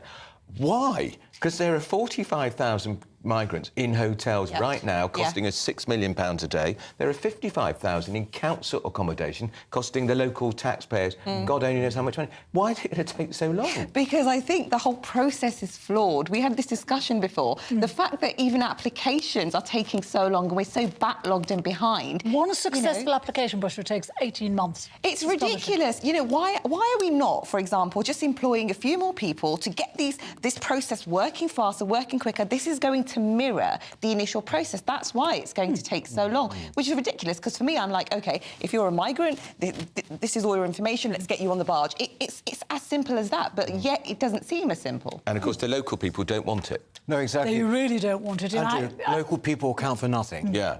In all of these schemes, whether it's hotels or barges or whatever it is, what they think about it counts for nothing with the government. And the problem is, do they realise how angry people are now getting about you know, this? I have a lot of connections with Dorset, and I'm down there a lot, and I see the people in Weymouth. They're angry. They're really angry. And I heard one councillor the other day saying, you know, that there are people in that area who cannot get a doctor's appointment for love nor money, and yet these guys are coming, and they are all guys. They are all young single men. They're coming, and they have a health centre on board with doctors and nurses on tap. Plus, they all are going to be registered with the GPs in the area, which means local people will yet again be shoved to the back. Oh, yes, local people. Also, a massive homeless problem we've got. People, our veterans, sleeping rough, all of this. And yet people read this and they sort of think, well, why don't you get a barge and, you know, put our veterans on it, or homeless, or something or other? Why is there always a priority for so-called illegal, asylum seekers? I agree with you. 90% men. The official narrative is that this isn't the case. You have to almost pretend that you're not seeing what you're seeing on the news. We can see it for ourselves. Wait a minute, where are the women and children? There was one local councillor said, and he said that one of the reasons the local people are angry is because these guys are coming and they have bus trips hourly every day paid for to go into town. They're not being asked to do any work. They're not being asked to contribute. And they're saying, you know, there's lots to do in Dorset. Pick up a bit of litter, sort the roads out, weed a few gardens, pick some fruit, loads of things to do. But yet they're going to be on that boat all day or going around the local area, having a nice old time with outings arranged by the local council. Carol, but that's also because they're not actually allowed to work. So they're not allowed to work. Yeah. So that, for the migrant itself, is incredibly frustrating. See, what we saw after COVID was the neglect of local British families. And what we saw was that because we're not prioritising them, and we still have to have these migrants come in and give them some type of opportunity, people are feeling like they're not being looked after. If communities were looked after, I think they'd have less of an issue. And they shouldn't. I wouldn't pay them a wage because they're getting paid board and lodge. Yes, so of course. in return for their board and lodge, they can do some of the work that, we say, some British people refuse to do. What is very telling is that the whole bill for housing, you know, illegal migrants and all the rest of it at the moment is more than the government's so-called levelling up budget. Yeah, I know. I mean, this is extraordinary. Yeah. Yeah. And I just simply don't know why they just don't turn the boats back. Yep. Well, yes, that's I'm with you there. We have to move on. Now we want to move on. You've chosen a story from the Telegraph about woke banks. Woke banks. Come on, tell us all about them. So apparently 3 more banks have been closing accounts and have closed accounts due to particular political views and the views that their clients have. Now, this is interesting for me because I was discussing this over the weekend, and I knew of banks closing accounts down, right? But we just didn't know why they were doing it in the past. I presumed and just assumed it was because of laundering of money, fraudulent activity, and I'm totally against this. You cannot be closing any accounts down for the particular views that you have, and there has to be some level of basis and decency for people to have a bank account in this country. I mean, for me, it's ridiculous. So which of these three banks now, which we can add to the list, are Coots? I'm not sure. I'm not sure which the three banks are. Do you know, Peter, the banks did you know what the we'll check banks, while we're talking. But it is outrageous. We had Nigel Farage on earlier. Yeah. He's not letting this go. He's the trigger for all of this. Yeah. And he actually said the government, for once, has pulled its finger out. They are on the case, and they are writing to banks saying, you can't do this, you've got to be transparent, you've got to give people notice before you close a bank account, and give reasons. Yes, exactly. Well, the point is that Nigel's done everyone a service by this, actually, because this has been going on for a while. The point is that, you know, all of our institutions, that includes banks, have been essentially captured by a kind of woke ideology. That's what it is. I mean, when you look at that dossier that he produced, which was quite extraordinary, the things that were said, for me, that was a resigning issue straight away for the chairman of that bank. She's still there. She's still there. She's still there. And I think it's because they are surrounded by people who think the same way that they do. Yeah. And they think, oh, this disgusting man.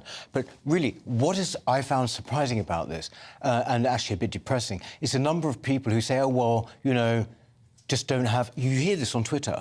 Oh, well, you shouldn't just have those views then. Well, that's outrageous. Then you won't have your bank... The other financial institutions, by the way, it's Metro Bank, Yes. which is, of course, Yorkshire the new bank, Bank. the People's Bank, Yeah. Yorkshire Building Society and American Express. Yeah. Yes, exactly. It's outrageous. And, I mean... Well, they could... You could be next, Peter, Well, because you know- weren't you a Brexit frankly, Party MEP? Not an MEP, no, but you I were was in the supporting the London Brexit Assembly, Party. you know, with Mr Khan there. Yeah. But also because I run a think tank as well. Yes, we do keep an eye on it. We think, you know, we might get a message one day. And if we do, saying, oh, we're closing your account, or it hasn't happened yet, if we do, I'll be straight on your show. Yeah, But the thing is, the banks are monitoring our social media accounts. I mean, it's amazing you and I haven't lost our accounts already. We might have when we get off the Well, we might have, Yeah. And this is It is, because that's the point. It's not about just the fact Nigel Farage is a well-known, contentious politician. It could be any of us. Yeah, it can. The thing is, when I'm going to talk about Nigel, I've got this annoyance where I feel like people don't voice the issues until it happens to them, and I did tweet about it because this has been happening for so long. But because they don't have a public platform, because they don't, their voices don't get heard. So I was a little bit frustrated because I thought regular people have this done to them all the time, and it isn't until you have the platform that something can be done.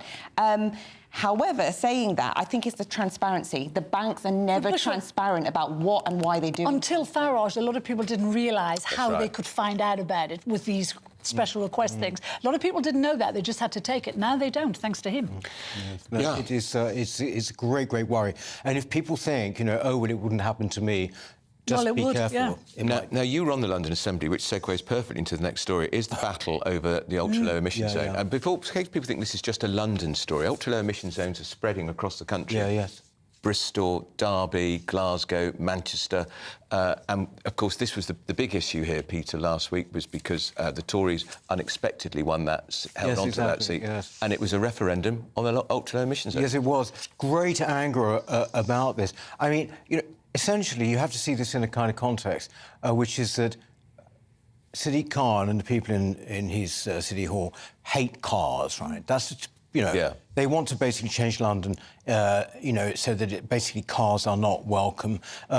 Frankly, they're doing a pretty good job of it at the moment, as anyone who tries to get around London will know, whether it's bicycle lanes and all the rest of it.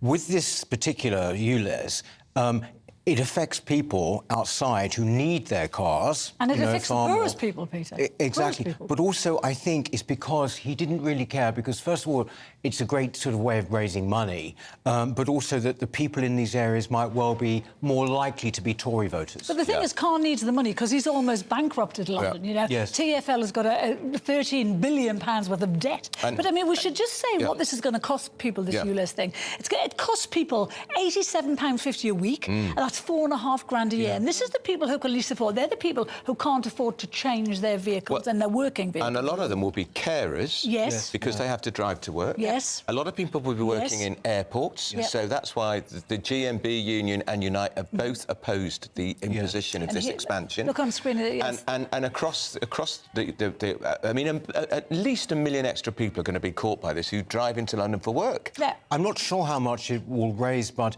I mean, it's quite a few hundred million.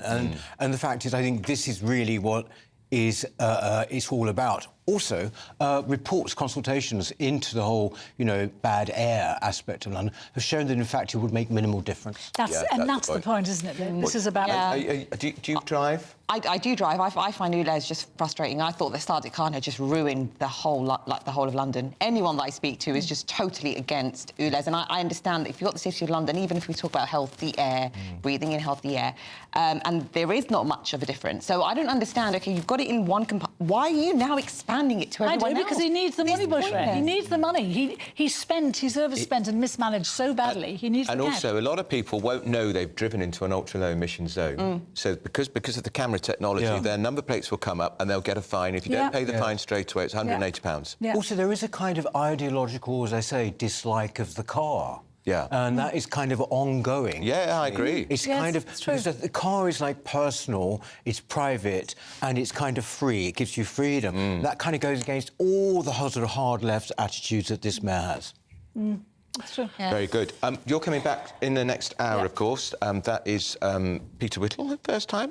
Not that'll be the last time, I hope. And have you checked that you've driven into the ultra-low emission zone at all? Well, no, but my husband, Nino, who you know very well, had to sell his car. He had an old car, and he had to sell it because it was going to cost him £12.50 to go out of our street. It's crazy. Right. Now, in the next few moments, we'll be speaking to our West Midlands reporter, Jack Carson, because planes are now starting to land or being sent to Rose to collect British tourists. More to come on that in the next hour. We're GB News, Britain's news channel. Stay with us. The temperature's rising. Boxed Solar. Proud sponsors of weather on GB News. Hello, I'm Marco Patagna. Here's your latest weather update from the Met Office. We'll see outbreaks of rain clear away to the south-east of the UK through the day today, giving way to a mix of sunshine and showers, coupled with a fairly cool breeze. It's certainly a fairly wet picture across the south and south-east through the morning. We'll see some heavy bursts of rain in places, but to say brighter skies tucking in from the north. So as we head into the afternoon, we'll see many places having some sunny spells, coupled, yes, with a few showers, particularly towards the north and northwest, those feeding down in that cooler north to northwesterly airstream. It's certainly feeling fairly chilly out and about towards the north of the UK in that breeze. Temperatures no better than 16 or 17 Celsius. Down towards the south and southeast, we should see a high of 19 or 20. 20 is 68 in Fahrenheit. As we go through the evening, those showers will tend to ease, particularly towards the south and east. Still some feeding in there towards the north and west of Scotland. One or two of those still on the heavy side too. With the clear spells down towards the southeast, turning a little bit chilly in some rural spots. But I think the coldest temperatures will be reserved for the rural spots towards the north. Here dipping down to around about 7 or 8 degrees by Tuesday morning. As for Tuesday itself, another day of sunshine and showers is on the cards. The showers pretty well scattered towards the south and east. Most of those reserved again for the northwest of the UK, and again a few of those will be on the heavy side. Temperatures still disappointing for late July, peaking at around about the high teens towards the north of the UK, possibly a high of 19 or 20 down towards the southeast, and again 20 is 68 in Fahrenheit. That's pretty much it from me. I'll see you soon. Bye-bye for now. The temperature's rising. Boxed Solar. Proud sponsors of weather on GB News.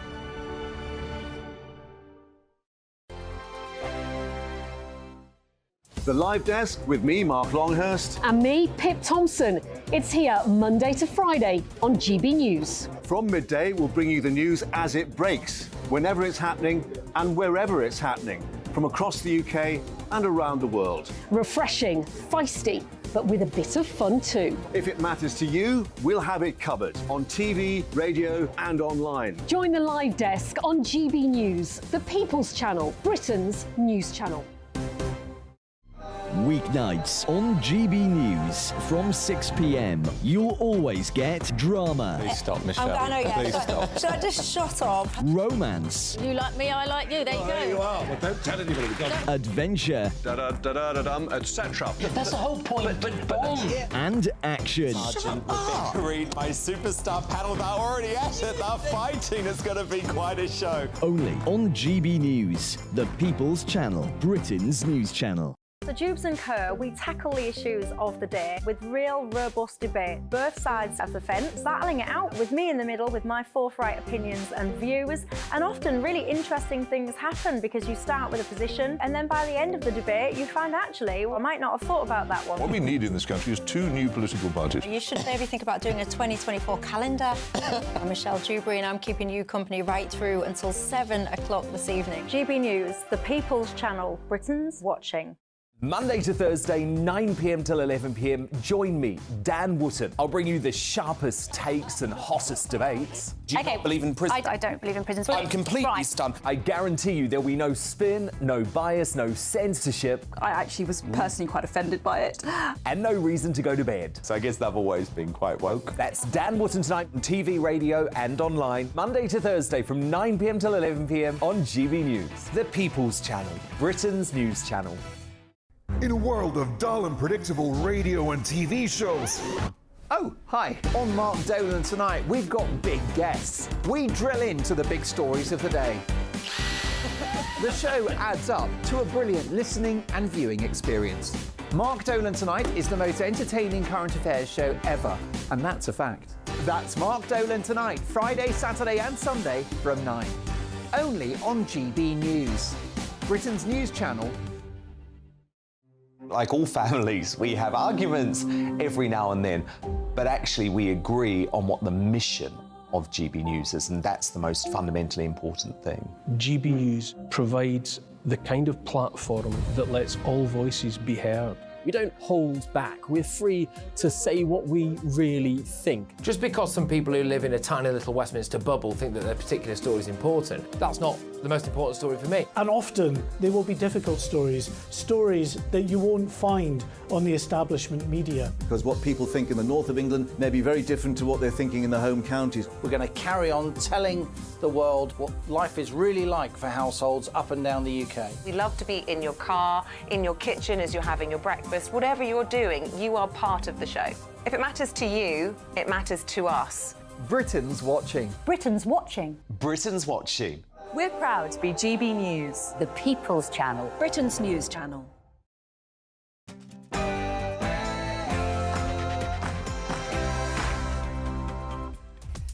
It's 11 o'clock on Monday, the 24th of July. This is Britain's Newsroom on GB News with Andrew Pearce and Karen Malone.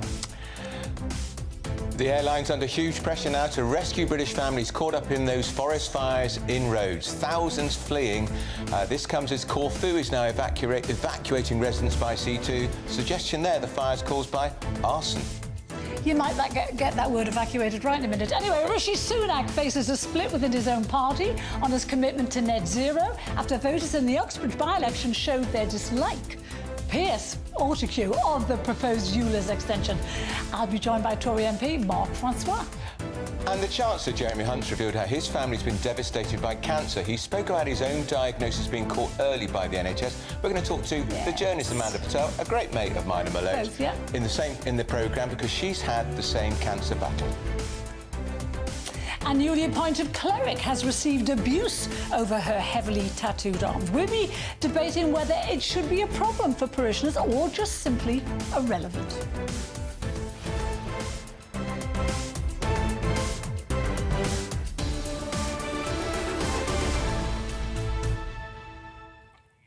And as always, we'd love to know what you think on all our stories, so do email us at gbviews@gbnews.com. But first, here's your morning news with Aaron Armstrong.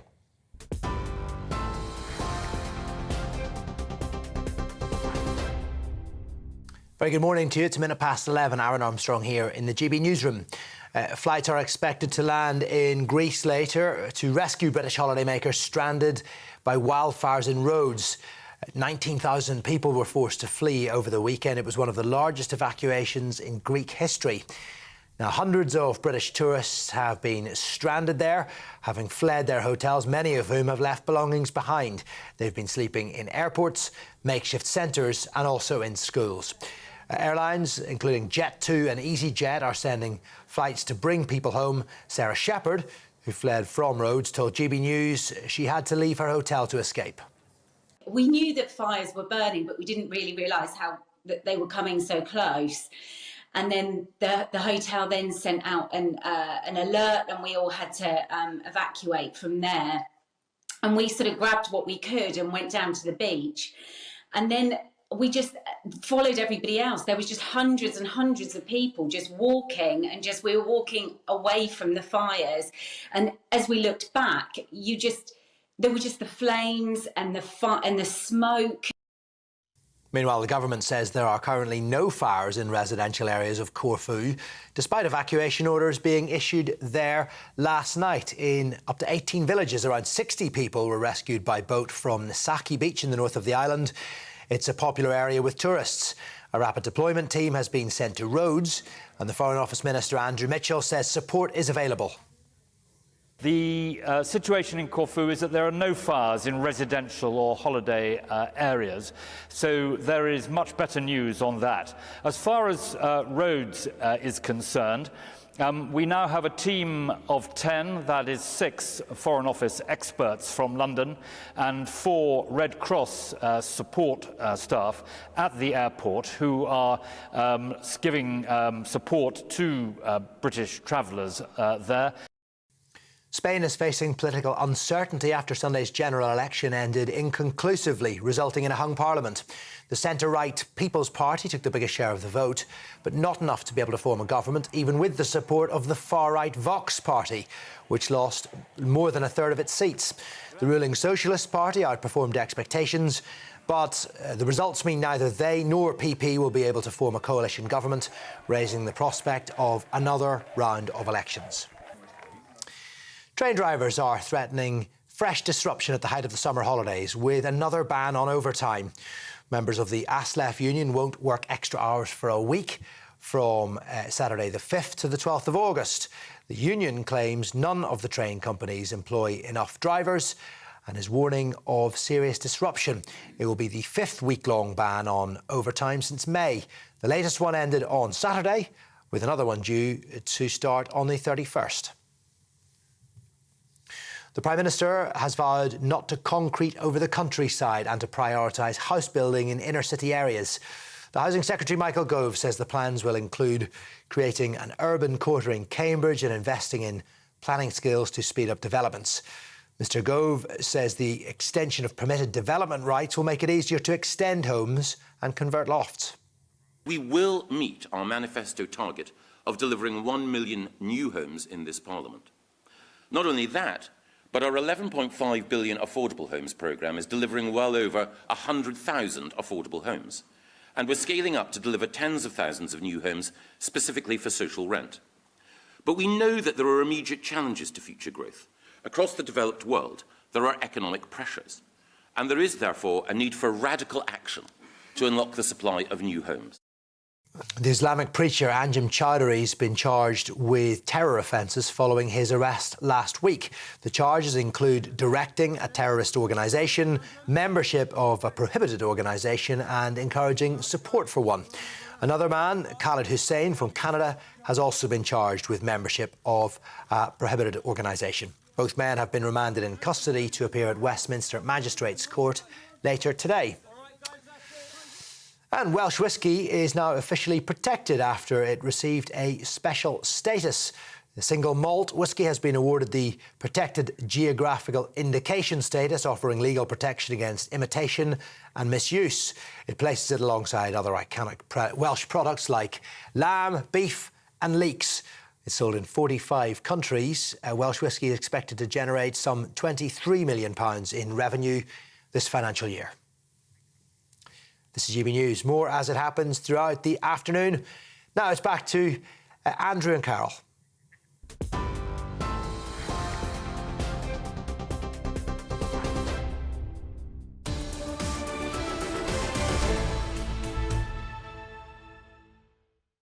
So the airlines are now doing their bit to bring British tourists displaced by wildfires in Rhodes back home. Greek authorities say it's the country's biggest ever evacuation. And it comes as Corfu becomes the latest Greek island to issue an evacuation order due to fires. Let's cross now to our reporter Jack Carson, who is at Birmingham Airport for us this morning. Good morning, Jack. What's the latest? Have you seen any holidaymakers returning?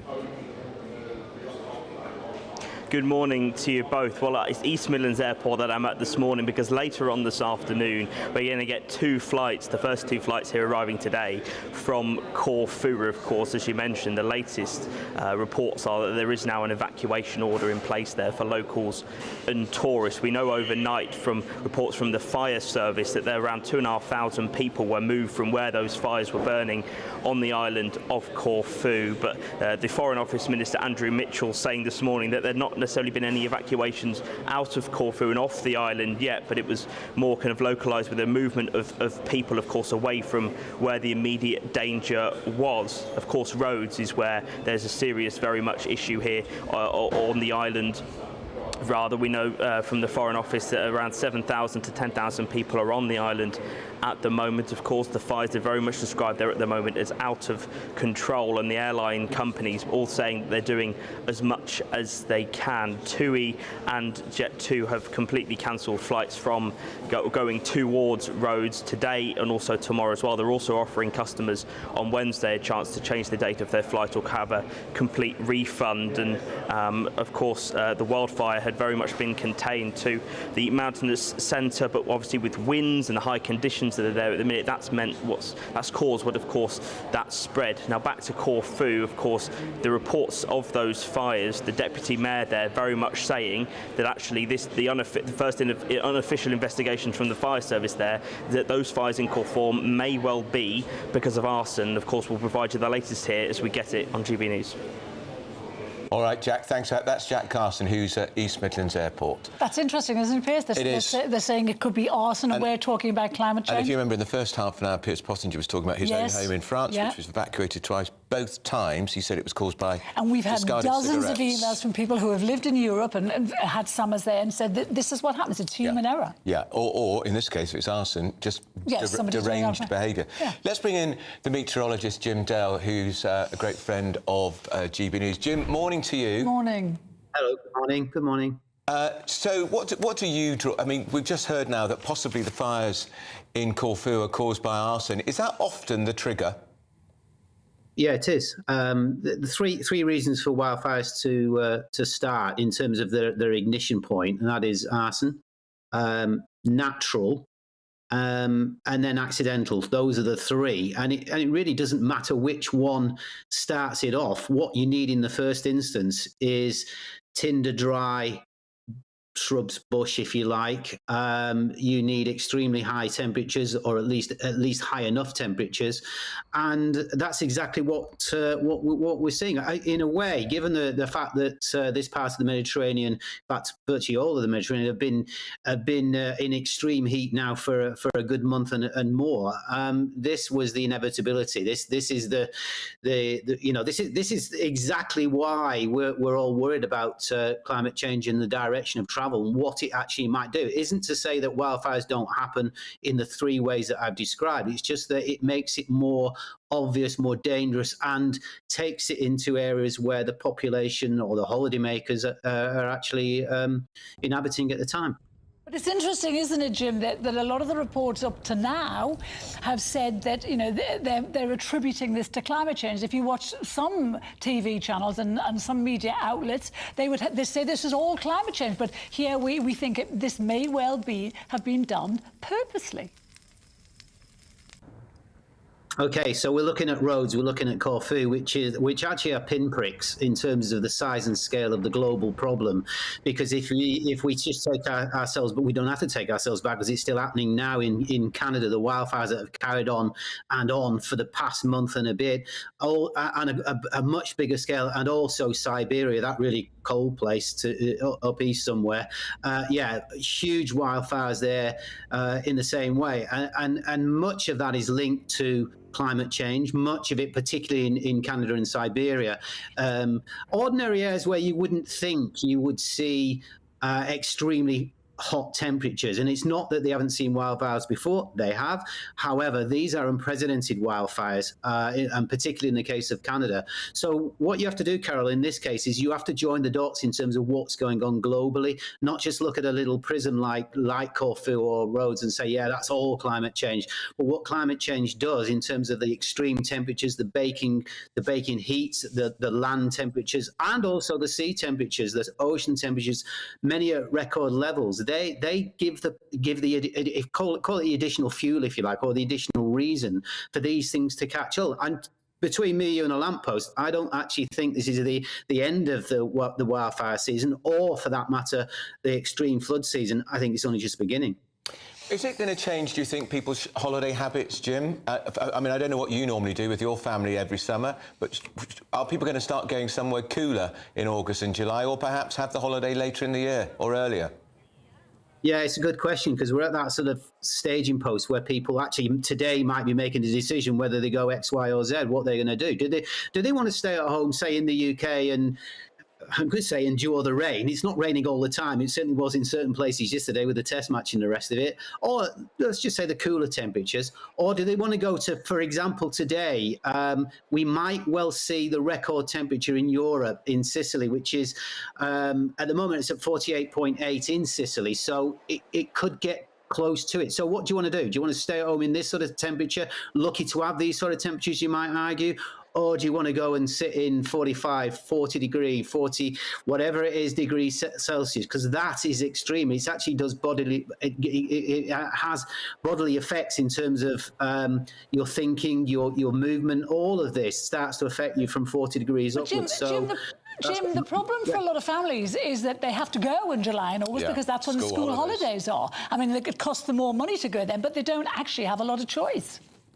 Well, the wider question that Andrew put was, do we go there, essentially? Is that a choice to be made? Well, I'm trying to say to you, there are other places you can go to that are perhaps potentially less extreme. You could go to the near continent, Holland and Belgium and northern France.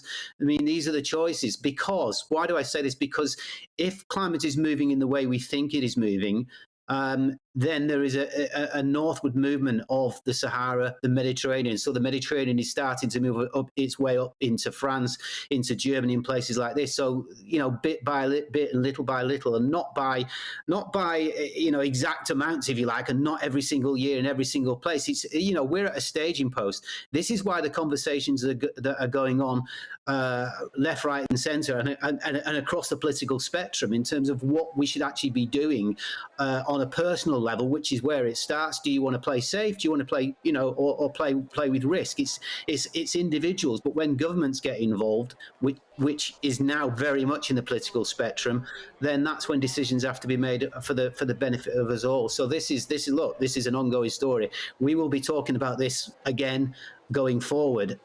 Make no bones about that. All over the newspapers today, I read almost Armageddon headlines from newspapers that formerly didn't even accept that climate change even existed. So things are changing.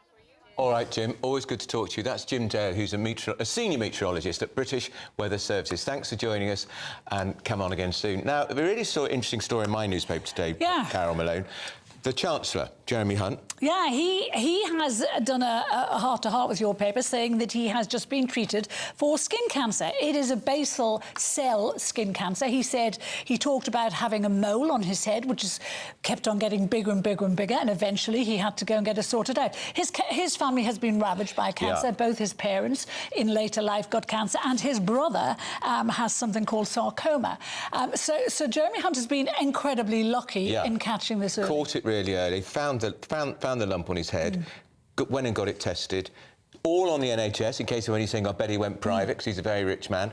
But no, he did it all through the NHS. Well, a great mate of both mine and Malone's is Amanda Patel, who you would have seen on GB News many times, on this programme and others. She joins us now, because, Amanda, morning to you. Hello, honey. Fabulous. You have had a much more severe version of what the Chancellor's got through, Amanda. Tell us all. OK, Andrew, I think I sent you... I'm not sure if I should have sent it to you. We've seen it. We're going to show the photograph. Yeah. OK. I've had a long history because I was brought up in Australia. But the reason that I sent you that picture and the reason I wanted to come on today... So for people listening on the radio, Amanda, I'm just going to talk over you. This is Amanda being treated for skin cancer. She looks like she's done 3 rounds with Mike Tyson. She does. Still beautiful, though. Yeah. Amanda.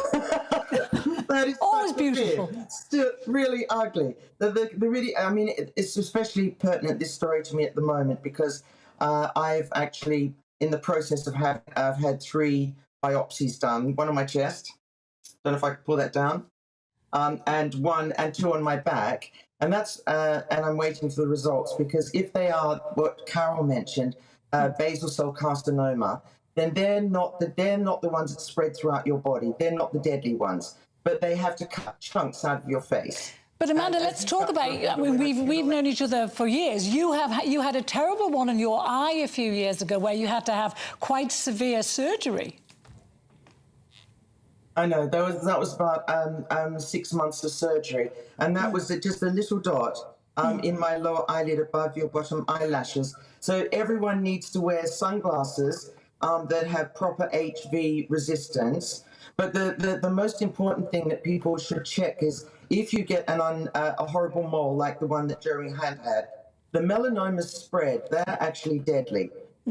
And everyone should just be getting checked all the time. They can be between your fingers. They can be behind your ears. They can be in your eyebrows, in your hair, in your toes. That's how Bob Marley died. Do you know, Amanda, I was reading in your paper this morning that, you know, even because I know you now, and I know that you don't go in the sun and you wear 50+ factor. I know you cover yourself in it. Yeah, if it existed, she would wear it. However, the piece I read today saying that even if as a child, wherever you live, if you have one bad day in the sun unprotected, it can come back decades later to get you.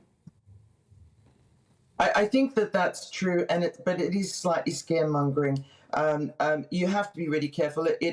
I literally go up to women in the park when it's sunny and they've got a little baby with their head exposed, and I go up and I end up having fights with them. I say, "You can't. Has your child got factor 50 on?" I'm a lunatic, but I know what happens when you have your body cut up over the years, having these skin cancers removed, and I tell you, it is not fun. And I say, Amanda, I've known you for over 25 years. You've been living with this ever since I've known you.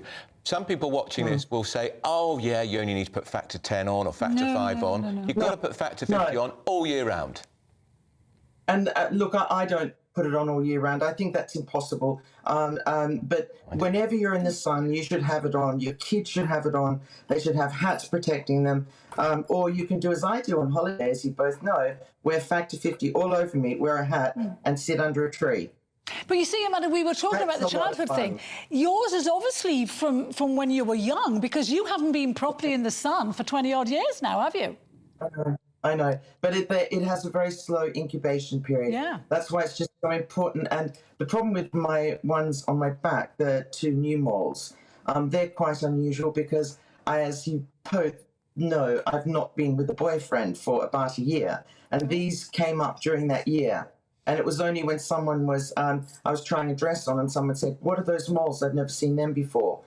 And that's the thing, you can't see on your own back, can you? You can't see, and it's really, the moral of this is, get a boyfriend. Or a girlfriend. She's still coming. Do you know, if I'd had £1 million, I would guess she'd have come to me and said, I want a boyfriend. Amanda, this is not a dating show, by Exactly. the way. It's not a dating show. You're getting your stitches out today, aren't you? You're finding out? Yeah. But I don't get the results until Thursday. But Okay. I've been seeing, because I've had such a problem, I'm seeing someone who's a skin cancer specialist. And, you know, fingers crossed. You let us know, yeah? You let us know. Just finally, Amanda, we know cancer's a huge issue in this country, but skin cancer now is emerging as one of the fastest growing problems. What's your advice to people watching and listening, Amanda? Every time you go out in the sun, have protection, wear a hat, put on factor 50. More importantly, make sure your kids are always protected. That's really, really important. All right, that's Amanda Patel, and we're going to see her here in the studio tomorrow because she's in with our panel. All right, Amanda, and good luck with That's news to me. Yeah, you're coming. All sorted. That's just called being bounced. You've been bounced. Nice to talk to you. That's Amanda Patel. OK, still to come. Pierce, will you get that on work? Has the expansion of the ULEZ caused a friction in the Labour camp between Sadiq Khan and Sir Keir Starmer? I can tell you it has. We're going to be talking to the Conservative MP, Mark Francois, who's also got a very good campaign underway about roadworks, which everybody watching will agree with. You're with Britain's Newsroom on GB News. What you get for breakfast is something that, if we do our jobs right, you will wake up to news that you didn't know the night before. It's a conversation. It's not just me and Eamon. We want to get to know you, and we want you to get to know us. From 6, it's Breakfast with Eamon and Isabel. Monday to Thursdays on GB News. Britain's news channel. Westminster is going around in ever-decreasing circles, followed by the media. Britain is broken. How on earth did we get into this mess? But more importantly, how do we get out of it? Join me at 7 p.m, Mondays to Thursdays on Farage, here on GB News. We will have open, rational debate. We've got to work out how Britain moves forward from this. Join us here on GB News, the People's Channel. Britain is watching. When the news happens, it happens here. And really important breaking news. Breaking news this morning. On TV, radio and online, the news starts here on Britain's Newsroom. All the biggest stories and the answers that you need from across the UK and beyond. Join Britain's Newsroom from 9:30 on GB News. The People's Channel, Britain's news channel. Join me, Patrick Christie's Monday to Friday, 3 till 6. We tackle the day's news agenda like you've never seen before. It's high tempo, high octane, the most controversial topics and the best guests. You will not be able to take your eyes and ears off it. I'm not afraid to ask the questions that you really want answered. 3 till 6 p.m, Monday to Friday on GB News, the People's Channel, Britain's news channel. People in Britain, they love free speech, but they also love fair play. I don't care if I'm speaking somebody from a trade union, from the Labour Party, somebody from the SNP. And I think the viewers like to see that actually we can challenge one another, but in a positive way.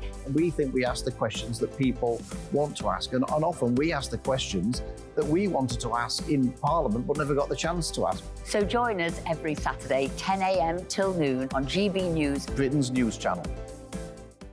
Hi, I'm Dan Wootton. You can watch me live on GB News Monday to Thursday from 9 p.m. And did you know that you can also watch and listen live on our website, gbnews.com?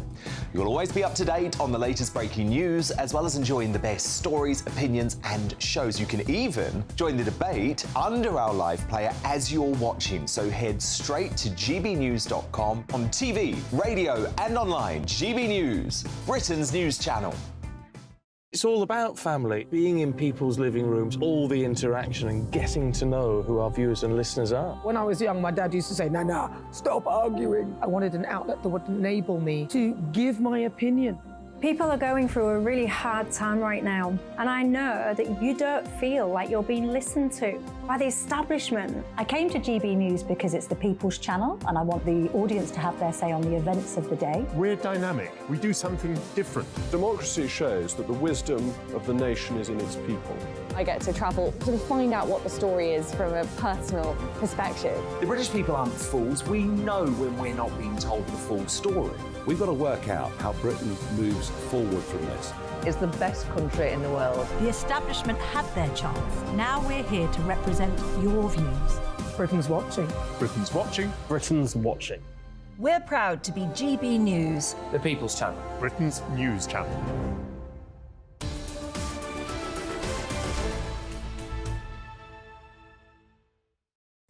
It's 11:25. You're with Britain's Newsroom on GB News with Andrew Pearce and Carol Malone. Well, the big story last week politically, Carol, was the Tories hanging on in Uxbridge and South Ryslip. 500 It was votes. turned into a referendum on the Mayor of London, Sadiq Khan's ultra-low emission zone, which he wants to expand to the whole capital. If you're thinking this is a London story, it isn't. Trust me, these ultra-low emission zones are spreading across the country. So there's now huge tension between the Labour leader, Keir Starmer, who's always backed this policy.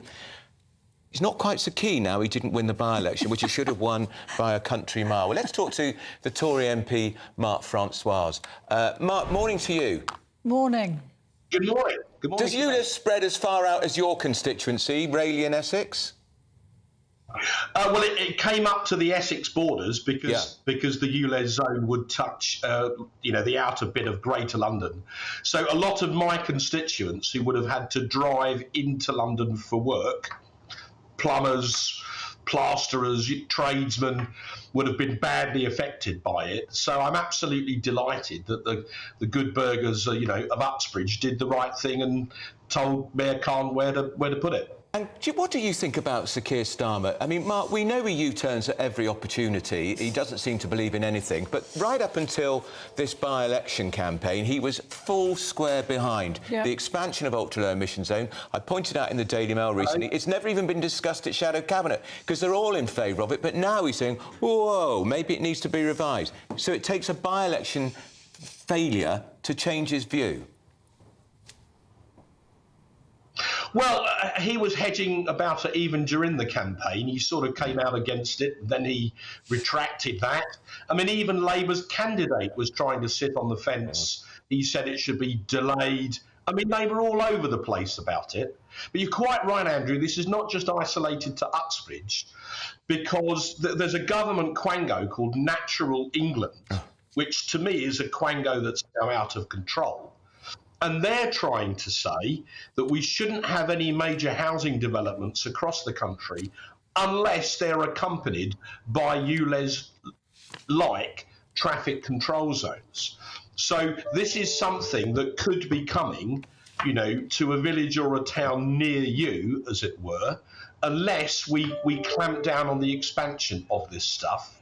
So, you're not making an idle threat when you say that this could grow, because Natural England are pushing this very heavily. And I asked the question, why don't ministers who set up all these quangos clamp down on them and remind them to remain within their terms of reference? Mark, can I ask you a question? Do you think the expansion of the ULEZ zone is to do with Khan wanting clean air, or do you think it's to do with him recouping the money he has lost with his mismanagement of the City of London? Oh, come on. Everyone saw through this from the word go. TfL is effectively bankrupt and has been for years. The only reason it's able to continue operating as a going concern is because it gets billions of pounds of subsidy from central government. So people who live in, Bolton or Blackburn or wherever are paying part of their taxes to subsidise Khan's inefficient transport for London. And this was all about raising cash. Even the studies that he commissioned confirmed, although he tried to suppress them, that the actual effect on air quality of an outer London zone would be marginal. So that's how he tried to justify it, but people saw it for what it was. It was a blatant tax grab, and that's why people rose up against it. That's why I think you've got 4 other London boroughs, all Tory-controlled, and one of the county councils, I think it's Surrey, who are in the middle of a court action trying to get his policy declared illegal. But, Carrie, you're absolutely right. It was as plain as a pikestaff. This wasn't about air quality. It was about the money. And it's already brought in £440 million worth in fines, Mark. When it's expanded, it's going to bring in a lot more, and I suspect some of your constituents will drive 100 yards into the ultra-low emission zone. They won't even realise it. Then they get fined, and the fines are up to £180 a day. It's a stealth tax. Well, absolutely. And they were hoping, I suspect, that a lot of people would get fined because it would just raise even more revenue, wouldn't it? So, but, I read in the Sunday papers that, Starmer's effectively been on the phone to Khan, or his people have, asking him either to drop it or to water it down. Interestingly, most Labour MPs privately are opposed to the policy. They're making representations to Khan to drop it. Why is this? Because maybe they're getting a lot of emails from their constituents, just as I did, saying, we do not want this. So, and I think there's a problem that many people in the upper echelons of the Labour Party have sort of totally got religion on this. And they're prepared to ride roughshod over ordinary hard-working people who need to use their cars or their vans for work. They need it for their living. It's how they put, food on the plates of their families at the dinner table. But there are some people in the upper echelons of the Labour Party, which, remember, was created supposedly to defend the interests of working class people. I don't think Keir Hardie had ever heard of ULEZ, to be fair. But in the upper echelons of the Labour Party, that doesn't seem to matter anymore. Wokery trumps everything. And what's really good about this was a people's revolt. The people who are going to be affected by this just stood up effectively at the ballot box and said to the Labour Party, up with this, we will not put. And let's hope Khan takes the hint. I hope so. But I'm not sure he will. And Mark, I want to get you on another time because I know I heard you in Transport Questions. You are declaring war on the scourge of the cones. Yay! I've got a private member's bill here, the Roadworks Regulation Bill. I know we're tight for time. So the essence of it is, one of the great bugbears of modern life is you spend ages crawling through a contraflow, you finally get through it, you drive past this big hole in the ground, immaculately coned off, with no one in sight doing any work on it. So the essence of this bill will be to tighten up materially the conditions under which people, utilities companies, developers can dig up the road network to make them do it faster, to make them do it quicker, and to fine them up to 10% of their corporate turnover if they carry on misbehaving. That's the bill in 30 seconds, and transport ministers are now looking at this with other cabinet colleagues. And I was told at Transport Questions the other day, there's a chance the government are going to adopt this in whole or in part. And I very much hope so that we can the cones and get on with our lives. Mark Francois, thank you so much. The nation is cheering you. They certainly are. They certainly are. Now, Carol, this is good for your vote. OK, still to come, a newly appointed cleric is at the centre of an online debate after being criticised for showing off her heavily tattooed arms. We'll be speaking to one of our own, Calvin Robinson. Here's your news with Aaron Armstrong.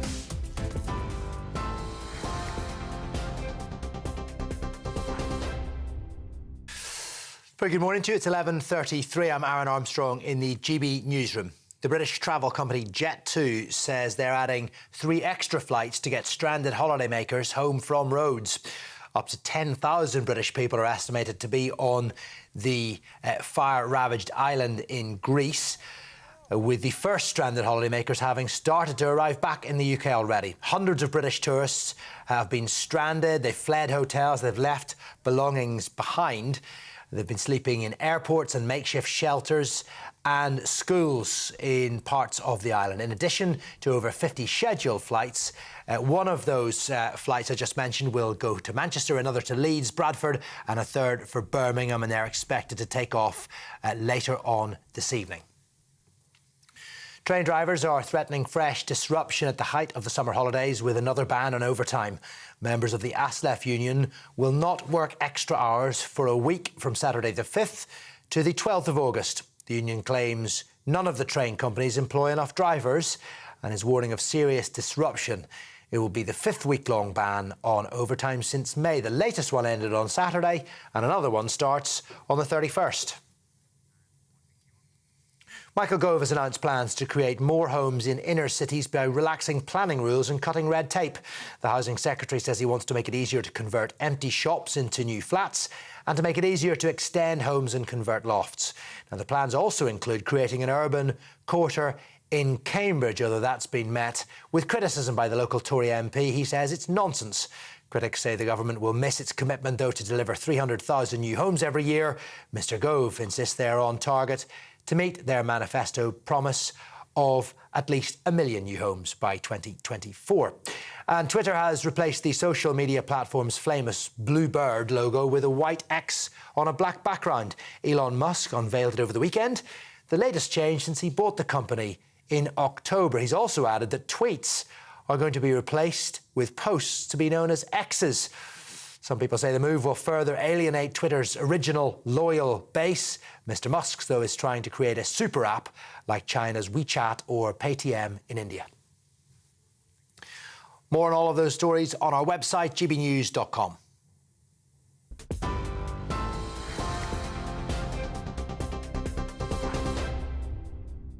Direct Bullion sponsors the Finance Report on GB News for gold and silver investment.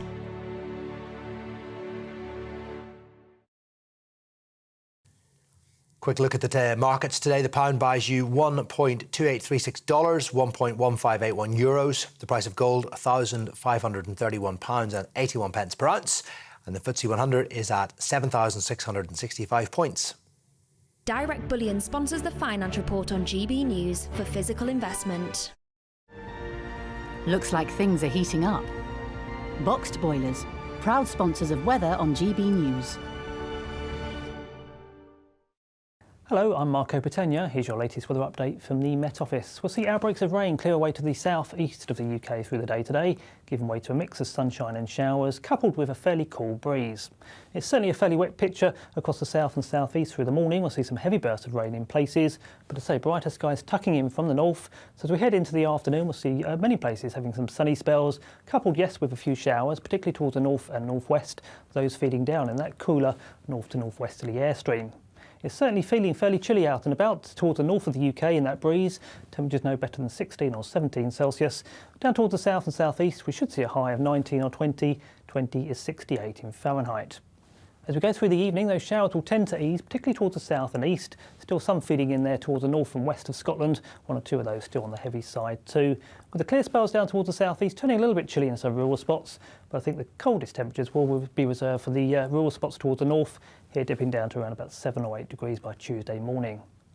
As for Tuesday itself, another day of sunshine and showers is on the cards. The showers pretty well scattered towards the south and east. Most of those reserved again for the northwest of the UK, and again a few of those will be on the heavy side. Temperatures still disappointing for late July, peaking at around about the high teens towards the north of the UK, possibly a high of 19 or 20 down towards the southeast, and again 20 is 68 in Fahrenheit. That's pretty much it for me. I'll see you soon. Bye-bye for now. Looks like things are heating up. Boxed boilers, proud sponsors of weather on GB News.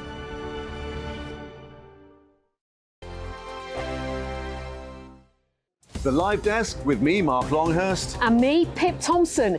It's here Monday to Friday on GB News. From midday, we'll bring you the news as it breaks, whenever it's happening and wherever it's happening, from across the UK and around the world. Refreshing, feisty, but with a bit of fun too. If it matters to you, we'll have it covered on TV, radio and online. Join the Live Desk on GB News, the People's Channel, Britain's news channel.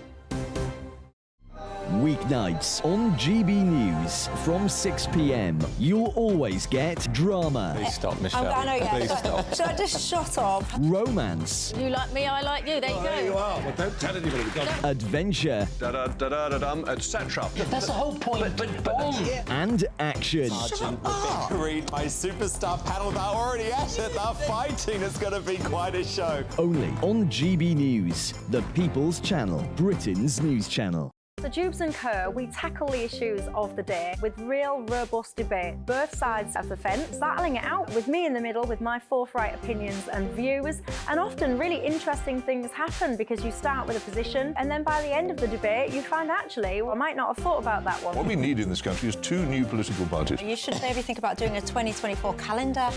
I'm Michelle Dewberry and I'm keeping you company right through until 7 o'clock this evening. GB News, the People's Channel, Britain's watching. Monday to Thursday, 9 p.m. till 11 p.m. Join me, Dan Wootton. I'll bring you the sharpest takes and hottest debates. Do you not believe in prison? I don't believe in prisons. I'm completely stunned. I guarantee you there'll be no spin, no bias, no censorship. I actually was personally quite offended by it. And no reason to go to bed. So I guess they've always been quite woke. That's Dan Wootton tonight on TV, radio and online. Monday to Thursday from 9 p.m. till 11 p.m. on GB News. The People's Channel, Britain's news channel.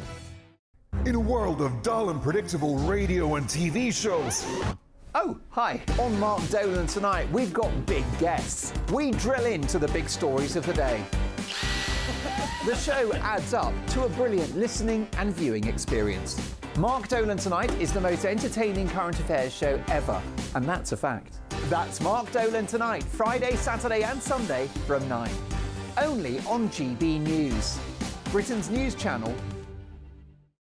Like all families, we have arguments every now and then, but actually we agree on what the mission of GB Newsers, and that's the most fundamentally important thing. GB News provides the kind of platform that lets all voices be heard. We don't hold back. We're free to say what we really think. Just because some people who live in a tiny little Westminster bubble think that their particular story is important, that's not the most important story for me. And often they will be difficult stories, stories that you won't find on the establishment media. Because what people think in the north of England may be very different to what they're thinking in the home counties. We're going to carry on telling the world what life is really like for households up and down the UK. We love to be in your car, in your kitchen as you're having your breakfast. Whatever you're doing, you are part of the show. If it matters to you, it matters to us. Britain's watching. Britain's watching. Britain's watching.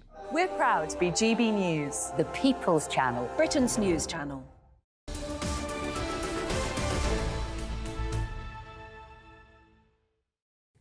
Well, it's 11:41. You're with Britain's Newsroom on GB News with Andrew Pearce and Carol Malone, who's still here, delighted to say. Might not be tomorrow, though, if they decide to fire me. I think they'll be back. You'll be back. OK, it's me. So they are definitely going to fire me. That's Yeah. you telling me. OK, so a newly appointed cleric is at the centre of a row after members of the public hit out at her really badly on Twitter for showing her heavily tattooed arms. So she's called the Reverend Wendy Dalrymple. She found herself in hot water after Canterbury Cathedral posted an image of her online wearing a dog-collared dress with her tats on show. Joining us now is the GB News presenter and commentator, Calvin Robinson, and the Anglican priest and author, the Reverend Michael Corran. Morning to you both. Hi. So I'm going to speak as a God-fearing Roman Catholic who goes to church most weeks. I don't mind if she's got tattoos. What do you say, first of all, Calvin? I don't think it's the issue that she has tattoos. I think it's the issue here is that she's made that the most important thing about her. You can see she's clearly not wearing typical clerical garb. She's wearing garb designed to specifically show off these tattoos. And the tattoos are symptomatic of a wider problem in that this reverend lady is a liberal. And what we have here is yet another liberal being promoted to a canon. There are zero conservatives, zero traditionalists as canons at the moment in this country. That's a great shame because it shows the direction the Church of England is heading in.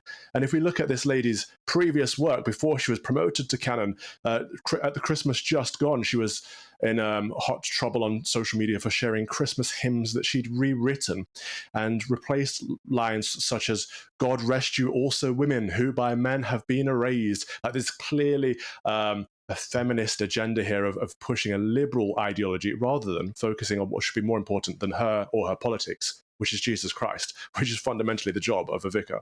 Well, to be fair, Calvin, her tattoos are religious-based tattoos. They are of Jesus, and there are various other tattoos.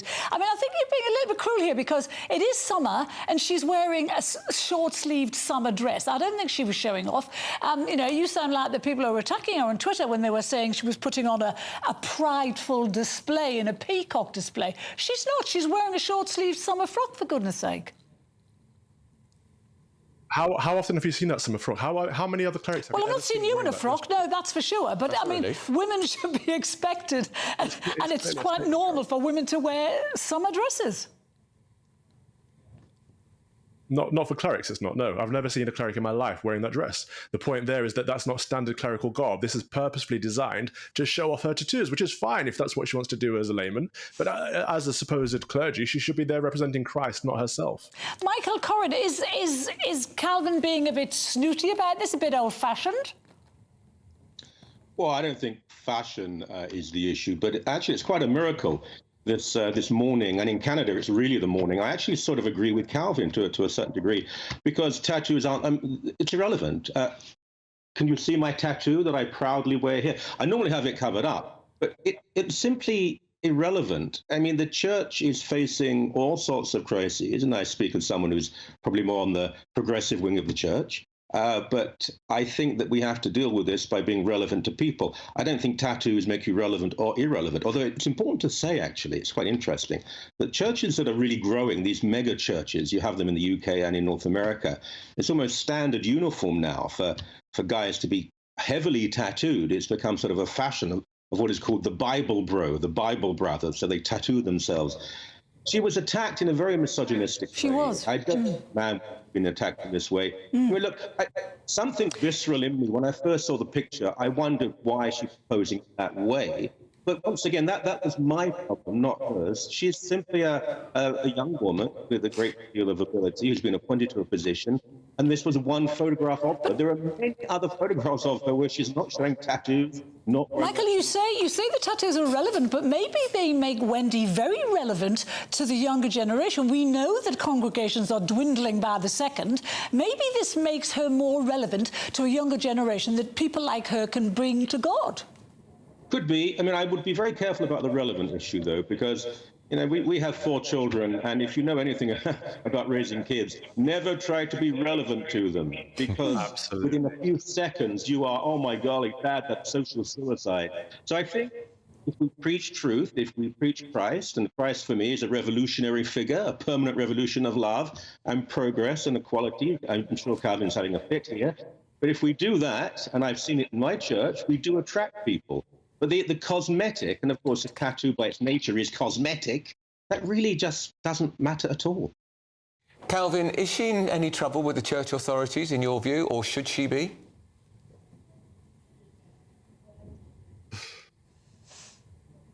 Was that to me? Yes, I don't Calvin, think sorry, she would be at all. I think they'd actually love this. I agree with the Reverend Michael there on this, in that actually we have to be very careful of taking Carol's attitude, which I think is quite patronising to young people. There's assumption that in order to attract young people, we have to somehow be relevant. And I agree with what Michael said there, in that in order, whenever you chase relevance, actually you're always behind the curve, and it's more cringe-inducing than relevant. And I think where I have to disagree with Michael, though, is that this isn't misogynistic. This isn't attack on her because she's female. The comments that I've seen online have certainly been because they think that people think it's tacky. They think it's beneath her. Calvin, it was more stature. than that. They said she had a mental illness.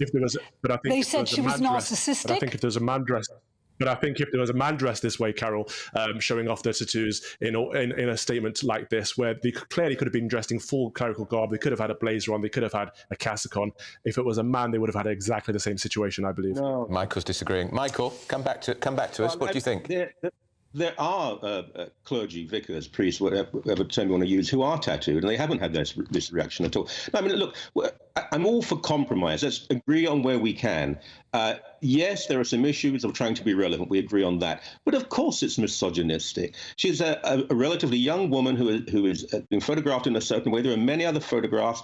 Some of the things that were said about her, and I've been a victim on Twitter and social media many times, you can predict the type. They were repugnant. It wasn't, I disagree with you. It was a personal vicious attack on another person because they were dressed in a way that some people disapproved of. Yeah, I think there was a fear of women. There was even a hatred of women. A lot of the people who attacked her wouldn't ordain women. They don't believe in female ordination. She's actually a very capable person. Everything I've read about her, I mean, she's received this position because of her abilities in the past. I don't agree with her on all of her theology, but that's not the issue. She's been attacked not for her views, but for her looks and for the photograph. Exactly. That is profoundly and anti-Christian.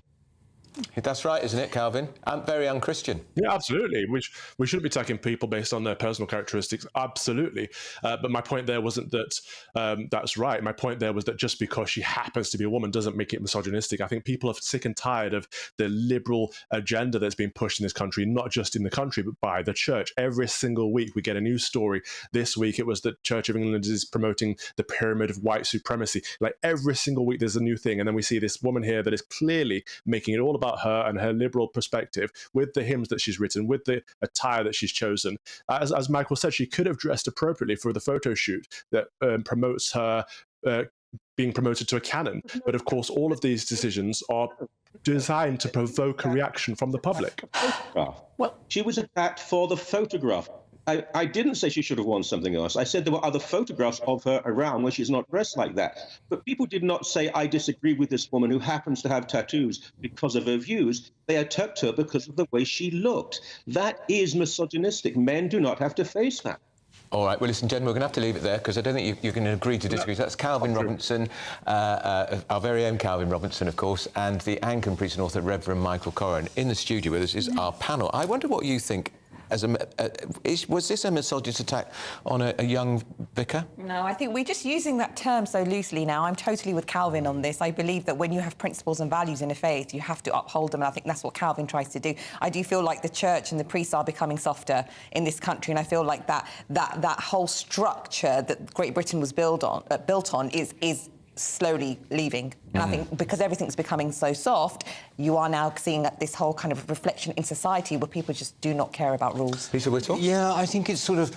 I find it rather ugly. I mean, that's a personal view, tattoos on anyone. I don't like them, but I think she has a right to show those. Well, where I would agree with Calvin, though, is he said narcissistic.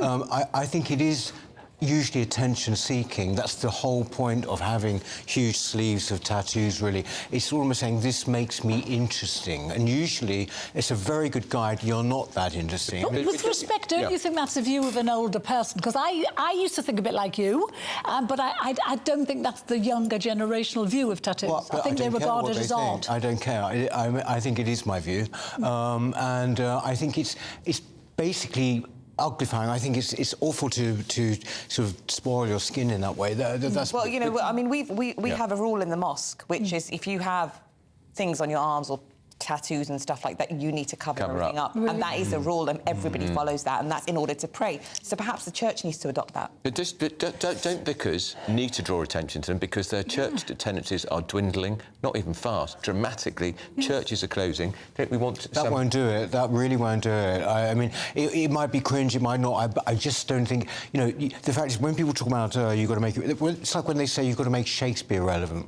What the hell does that actually mean? I mean, the relevance in the church, if you believe in it or whatever, is there to be had, right? And it's the same with books and literature, same thing. The idea of what you do, chop bits off that people don't like, I mean, it's ridiculous. Yeah, but you know, when one of the highest profile clerics we have in this country is the Archbishop of Canterbury, who bores everyone ridges, but you know, that's going to turn people away from religion rather than bring them to it, don't you think? Someone like Wendy is likely to bring people to religion. I believe that people will come because of Wendy having tattoos, but I believe it won't be the number that you think.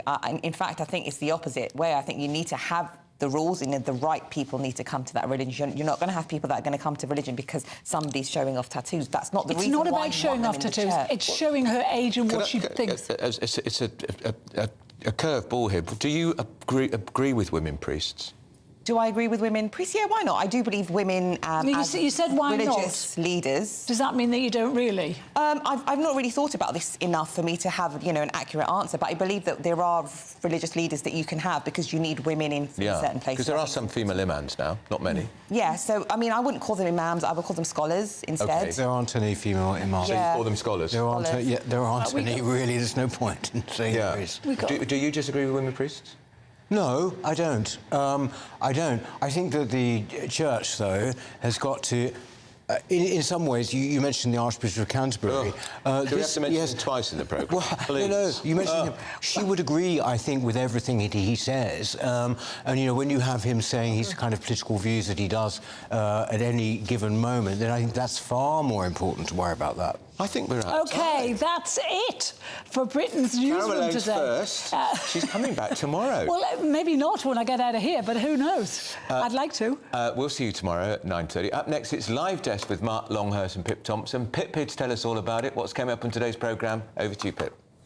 Hi there, Andrew. It's going to be a very busy show, talking to you all about these wildfires. Thousands upon thousands of holidaymakers are stranded, but there are more rescue flights heading out to roads to rescue people. We will be bringing you the very latest on the Live Desk at midday. Now, here's your weather. The temperature's rising. Boxed Solar, proud sponsors of weather on GB News. Hello, I'm Marco Patenia. Here's your latest weather update from the Met Office. We'll see outbreaks of rain clear away to the south-east of the UK through the day today, giving way to a mix of sunshine and showers, coupled with a fairly cool breeze. It's certainly a fairly wet picture across the south and south-east through the morning. We'll see some heavy bursts of rain in places, but to say brighter skies tucking in from the north. So as we head into the afternoon, we'll see many places having some sunny spells, coupled, yes, with a few showers, particularly towards the north and northwest, those feeding down in that cooler north to northwesterly airstream. It's certainly feeling fairly chilly out and about towards the north of the UK in that breeze. Temperatures no better than 16 or 17 Celsius. Down towards the south and southeast, we should see a high of 19 or 20. 20 is 68 in Fahrenheit. As we go through the evening, those showers will tend to ease, particularly towards the south and east. Still some feeding in there towards the north and west of Scotland. 1 or 2 of those still on the heavy side too. With the clear spells down towards the southeast, turning a little bit chilly in some rural spots. But I think the coldest temperatures will be reserved for the rural spots towards the north. Here dipping down to around about 7 or 8 degrees by Tuesday morning. As for Tuesday itself, another day of sunshine and showers is on the cards. The showers pretty well scattered towards the south and east. Most of those reserved again for the northwest of the UK, and again a few of those will be on the heavy side. Temperatures still disappointing for late July, peaking at around about the high teens towards the north of the UK, possibly a high of 19 or 20 down towards the southeast, and again 20 is 68 in Fahrenheit. That's pretty much it from me. I'll see you soon. Bye-bye for now. The temperature's rising. Boxed Solar, proud sponsors of weather on GB News.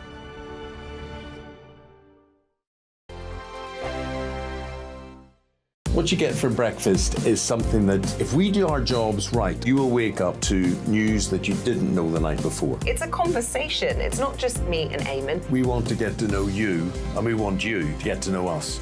From 6, it's Breakfast with Eamon and Isabel. Monday to Thursdays on GB News. Britain's news channel. Westminster is going around in ever-decreasing circles, followed by the media. Britain is broken. How on earth did we get into this mess? But more importantly, how do we get out of it?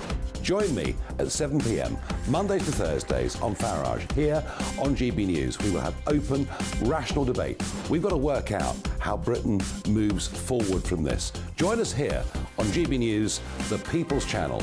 Britain is watching. When the news happens, it happens here. And really important breaking news. Breaking news this morning. On TV, radio and online, the news starts here on Britain's Newsroom. All the biggest stories and the answers that you need from across the UK and beyond. Join Britain's Newsroom from 9:30 on GB News. The People's